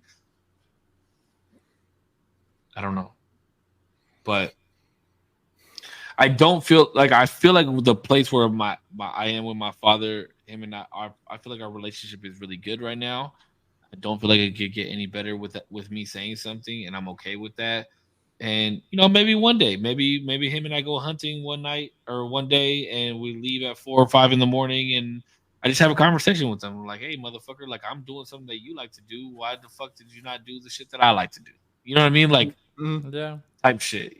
maybe. So, I mean, like, however you see fit, man. Yeah, but tomorrow's never promised. So I understand where you guys are at with like team say something, but I'm sorry, bro. It's just I genuinely doesn't feel like it changes the outcome of my life or his life at this moment in time. Because there is nothing I know for a fact. There is even him saying like, "Sorry, mijo," like, you know that I had to like make sure you guys were good, this, that, and the other. Like, even that would not make me feel better. Or even him saying like, "I wish I could have been there," wouldn't make me feel better. I guess maybe I'm projecting a lot in this because for me, unloading that and not necessarily anybody like picking the cards up, I'm like, at least No, you're right. Like there's times when you have to just like unload and unleash and be like, look, bro, like this is how you fucking made me feel. This, that, the third. But this is not the situation for that, in my opinion. Yeah. But I agree with you because I've unleashed on some people and be like, yo, you fucked me up because of this, because of that. And then they're like, hey, well, let me tell you something about you. Like this is why I acted that way. And then I'm like, holy shit, like I get you. But you got to get where I'm coming from too. You know what I mean? Mm-hmm. This is not one. I never made my dad feel like my dad don't have shit to tell about me. He's not gonna tell me like, hey, you fucked me up because you did this, that, and the other. No, because you weren't even there. Like, what the fuck? I didn't do anything to fuck you up. So I feel like it would just be me like trauma dumping and this and that. And I'm not into that shit, bro. Like, let's keep it pushing. We got hella other shit we gotta take care of. You know what I mean? Listen. Yo, Korpsx, are we going fries or nachos? Listen. Oh wait, dead ass though? Real quick. That's a genuine Did you come up with your answer? Did you come up with your answer? I said nachos. Fries or nachos? Fries or nachos, dog. So baseline. Okay, actually, just answer the question first. Fries or nachos? Yeah. That's the question. What? Oh, dude, no. There's a lot there. My Yeah, favorite I know, French bro. fry I went through the is whole one thing. gambit. Through everything. Can I throw cheese on there? See, now Can we're I? so Can this is I? what I was gonna say too. Baseline, both nachos. We're talking tortilla chips, cheese, fries, good salted. Good fries. Good nachos, good fries. But baseline. See, because I already knew what you were thinking, bro. Because Cisco came out with the garlic fries with and I was like, "Fuck yeah!" There's too many Parmesan fries, fucking sweet potato yeah, fries. but then you got the white queso nachos with the chicken on it. Oh man, I'm fucking hungry. I think Bro, I'm I need doing to eat fries. Fries? I think I'm That's gonna say wild. fries. Yeah. That's crazy. No shot. Over nachos and cheese. Yeah. I said nachos. Nachos for sure, every day, all day. Just because you get the cheese. No, because because it's better. it is better. It got the crunch. It has the. The only reason I asked you is is because you high as fuck right now. I had to ask you real fast. All right, let me ask you another food one that came up. Broccoli or asparagus? Asparagus. All day. Facts. Easy money. What was the other one? Mashed potatoes or baked potato? Mashed. I Yes, just had that sir. conversation earlier today. Actually, mashed potato all day. Baked potatoes are like good, and then they're mid. They're really good in the beginning, and then once you get off the good part with all the toppings and like the good parts, it's mid. Mm-hmm. It's hella mid. Baked. I mean, people just get into like the sour cream and bacon and this, and I really don't like sour cream with my potato. Period. Oh, Like, wow, period. that's wild. That's wild. It's What? the perfect cold Wait, and warm combo. That's what I'm, bro. Half the time I eat this, I put extra sour cream on it to cool it down. No, bro, I can't. You gotta put the cheese on it first so it melts, and then mix it up a little bit, and then throw the sour cream on that joint. A little bit of red hot on there. No, I'm good. God, I want to taste the fucking. I want the potato. I don't want to fucking. I want the potato. Potato is kind of mid by itself. Wait. I didn't mean for this to become a hot takes. Okay, Jesus. just by itself is bro. A baked potato, you put nothing on it, you're not eating that shit. Ain't no way. I don't fucking believe anybody here. Am I Baked wrong? potato. All right. Baked potato with Yeah. You got a point. You got a point. But mashed potatoes potato, fire. you can't say potato is mid though. No, because, I guess like, baked potato makes such great things. No, potato's great. Baked potato, like if you were to have a naked baked potato, it would be wild. That's fine. Just like a raw baked potato. Yeah, That's just nasty, like what do you bro. have? Just a baked potato. Like Like no butter, like not even butter. No, Yeah, like no nothing. butter, Just yeah. like a raw. Yeah, baked you wild. You wild. You You're wild. If wilding. anybody, yeah, you wild. You're If wilding. anybody ever orders just a straight baked potato with nothing, what the fuck? They need to be on a watch list. They need to be on Facts. some federal watch list. That's psychotic behavior. No That's way. wild. No, but the potato itself though is definitely like, It's a legendary item.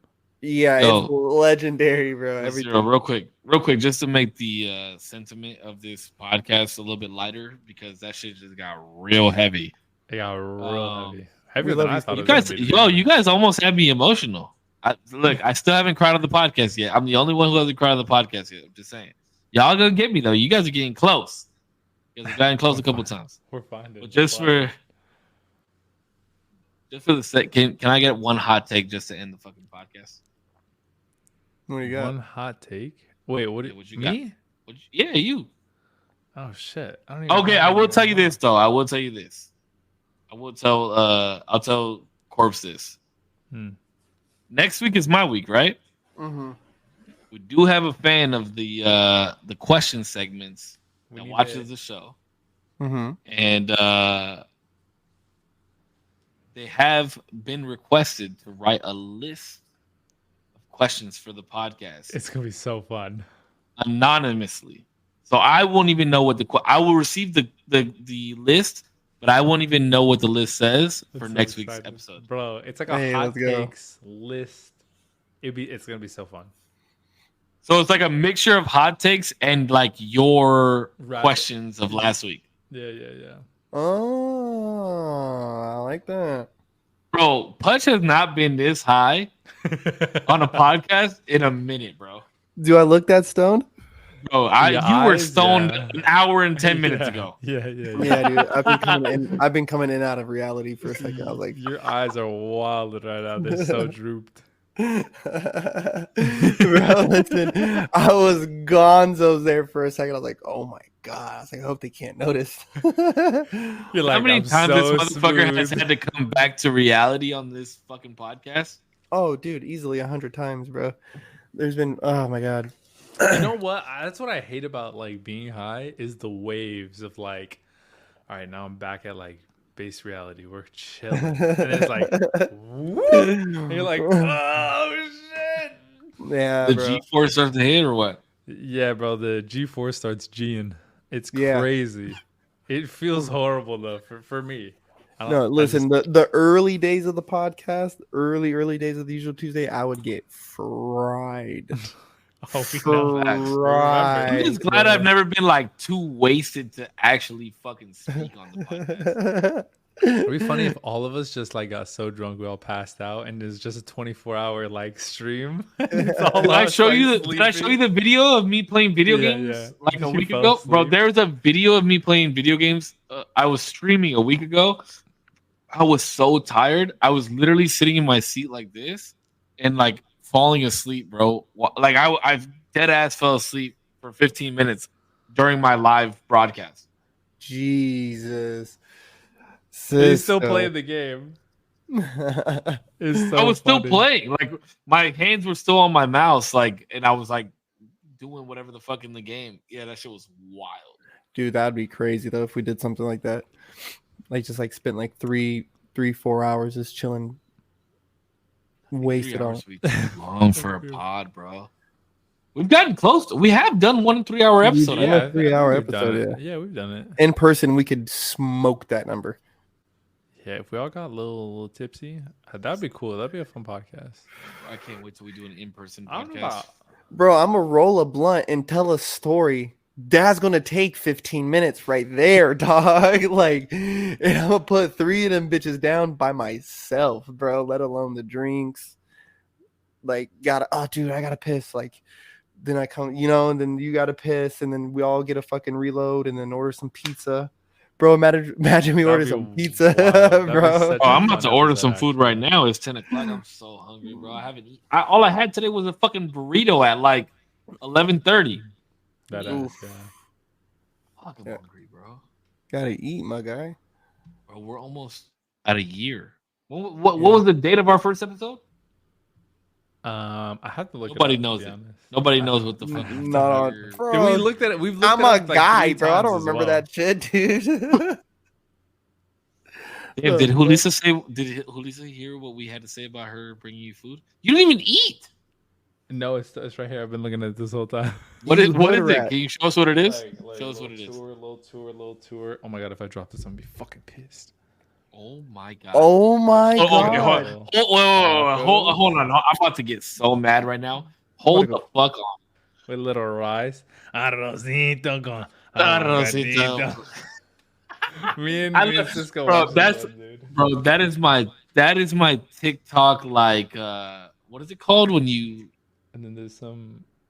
These are leftovers that I got from the party. I don't know what these are is called. that actually. lumpia? Yeah, this is lumpia on this side, and then I got What what about this lumpia, is. dog? She saved this You for know me. about Shout out. I lumpia. love her so much. Cebollitas? Cebollitas.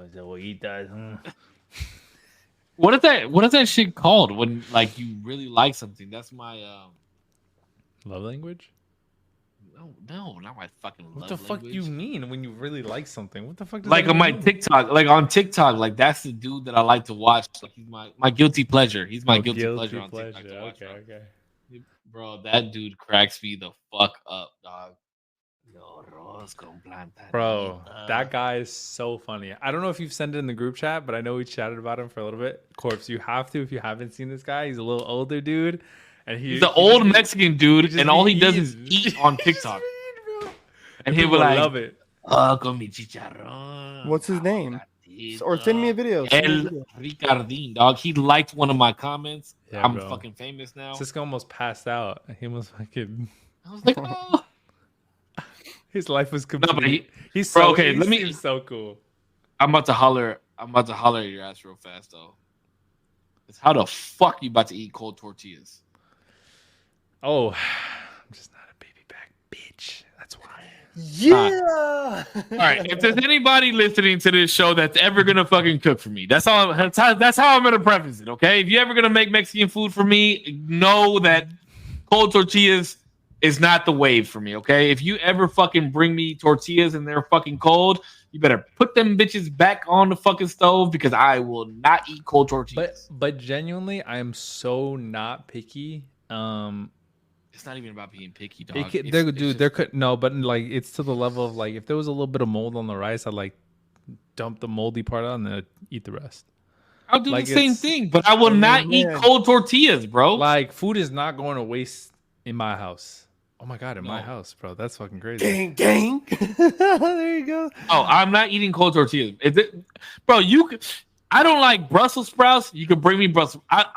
If you serve me a dish with olives and it's the first time that you ever cook for me, I might pick them out. I'd eat olives. I don't like olives, and I don't even like picking olives out because of the fact that I can still taste the shit, and olives is the most disgusting. I'll put up with that. Olives.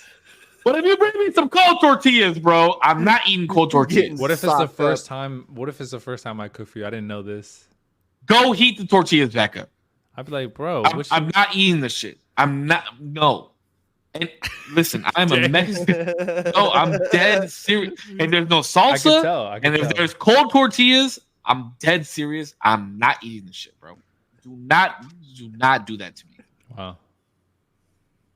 That is a disgrace to my culture. Do not bring me cold tortillas, and do not bring me something with no salsa. That's right. I'm dead serious, bro. I'm dead. Like I know. I believe you. Yeah, you know. Yeah, bro. My stepmom, actually, bless her fucking soul. She always makes sure the tortillas are hot. Bless her fucking soul. Always, tortillas are always hot. That's all I give a fuck. I was gonna say, tortillas I literally brought you a burrito, and I was like, bro, they didn't have any salsa. And you were like, you dude, like, I'm sorry. This was today, dog. I'm like, I'm gonna go get a burrito. I didn't bring any lunch or whatever, so we're just gonna eat a burrito. I was like, I'm gonna get you one, whatever. I know he likes salsa, so I'm like, all right, I'm already gonna go get 2 salsas. And so I go, and there's no salsa, and I'm like, oh shit. And so I asked the guy cooking the food, I'm like, hey, there's no salsa. And he just tells me to like go ask for it, and then we can do it. They'll get it for us. But I'm like, okay, but I need to go back upstairs. So I go back upstairs. And I'm like, Cisco, I got you. We got burritos. We're good. But they ain't no salsa. And he's like doing something. He's like, and I was like, yeah, bro. Like, we can try to see if we can find some or if they have some downstairs left over. But for right now, we what have did no I say? salsa. What did I say to you? Bro, this motherfucker handed me a drink. Yeah, he handed me a drink. He was literally handed me a drink. He was like, at least you got a bev. But he was like, bro, I'll go to the taco shop down the street if I need to. I'm like, all right, bro, it's really not that serious. If I did not have salsa to eat that burrito with, I would not eat the burrito. That's wild to me. That's wild. Yeah, that's wild to me, bro. I'll eat it. You're raw dogging a burrito with no salsa? I would do it. And by the time I ate it, the fucking tortilla was cold. So now you give me a cold fucking burrito and no salsa? Nah, we can't have both, man. You could have eaten it sooner. We were just busy. Don't give me a burrito with no salsa. If you're ever gonna, would you rather take cold tortilla or no salsa? Oh damn! Damn, that's crazy. Is it a burrito or a taco? Is it a burrito or a taco? It's a taco. Oh yeah, bitch. I knew you were gonna be like, oh yeah, burrito, easy. Because taco's way harder. If you give me okay, what's in the taco though? What is it, bro? What kind of meat is it? Like asada? Asada. We'll say asada. I'm taking cold tortilla. Wow. What about chicken? Bring me some fucking salsa. What about a chicken? No, it's got to be hot. See, because it's a little dry there. It's a little dry there with the. That gotta be hot. The tortilla gotta be hot. Okay. It's got to be hot. The tortilla gotta be hot. You're okay with no salsa? I didn't say I was okay with it. No. But if you had to choose between I'd put up with it. I'd put up with it. I'd put up with it. That's a bad mixture. Cold tortillas and no salsa. It sounds terrible. It is bad. I'm throwing the plate away.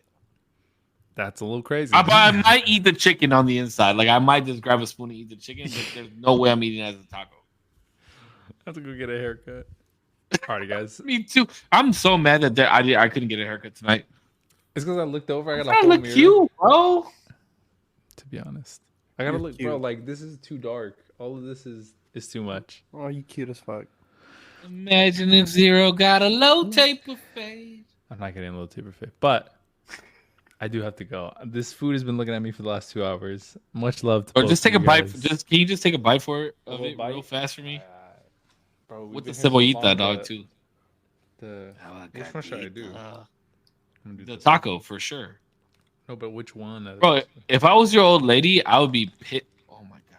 You hear how cold that tortilla is? You hear how cold? That shit sounded fucking good, dog. Jesus Christ. Yeah, I might hit up the Mexican joint down the street real fast.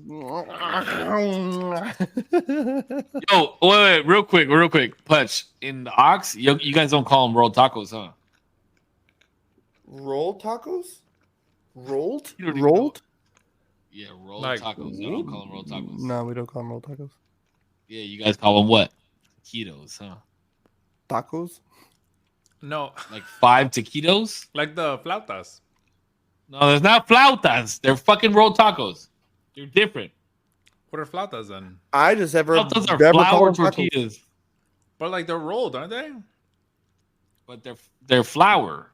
Rolled tacos are corn. What does that mean? What is the difference? I'm telling you, the only people in the whole country that call rolled tacos are right here in San Diego. That's all I gotta say. Rolled tacos are in reference of how they're rolled. Being a bad friend. Shut up. That's not our podcast. But listen, thank you everybody for joining the usual Tuesdays. Listen, I appreciate every single one of you. I know we got deep. I know we got very, very philosophical. And thank you for scratching the itch I needed. Because I just needed it. I think so. I liked it. I just want to make sure. This was more for you than it was for me. Was it good for you or was it good for me? I loved it. I love the philosophical. I know maybe it's not everybody's favorite, but I really loved it. So I appreciate everybody scratching that itch for me. We'll get back to more fun stuff next week, especially with that hot takes list. We'll work on the name. We got to have like a clever little name for it. Yeah, I gotta throw her name in somehow, some way. That would be funny if you could. That'd be interesting. Matter of fact, Putch, I got some shit I gotta talk. Maybe for the next green room, but go ahead, Zero. Finish what you're trying to say. Thank you so much, everybody, for watching. Whether you're here for a minute, an hour, or the whole thing, I appreciate your time very, very much. Or maybe you're watching on the playback. Thank you. Thank you to Saves community and Korpsx community and both of these handsome gentlemen for co-hosting this beautiful show with me. My guys, thank you. That was your end? That was like a weird way to just end it. I'm sorry. I was just... He's like still eating the taco in his mouth. He's like... I was literally just thinking like, damn, that was kind of a good bite. Usual Tuesday. Love you guys. Yeah, big corpse collection.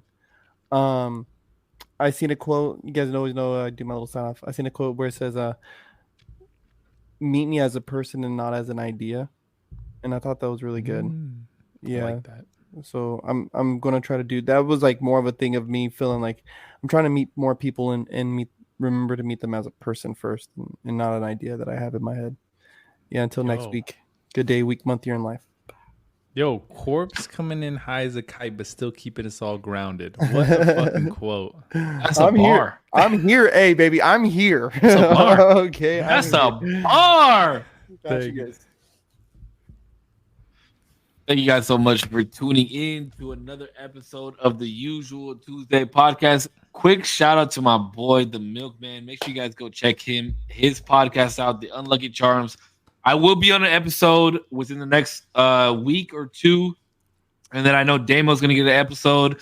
And cool. I know we said don't give the boy too much love, but maybe we could work out an episode where the three of us, the Usual Tuesday podcast, is on the Unlucky Charms. That would be a great idea. It would be fun. That would be fun. 5-man podcast. That'd be fucking kind of insane. Mayhem. So make sure you guys go check out my boy the Milkman at his podcast, The Unlucky Charms. Thank you guys so much for tuning in to my community, to Korpsx community, to Zero's community. Thank you guys so much. Make sure you guys go check out korpscollection.com. There's going to be some new drops on there coming up soon. Wait, is that hat going to be a new drop? I need to know. No, this is the logo for Oxnard Lodge 341, baby. Okay, you can't get that hat because that hat is fire. Uber exclusive. Anyways, make sure you guys go check out korpscollection.com.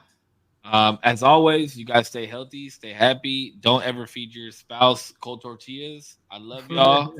I'll see you guys on the next one. They were hot when I got them. All right, boys. All right, guys. All right, boys. You guys take care. Love y'all.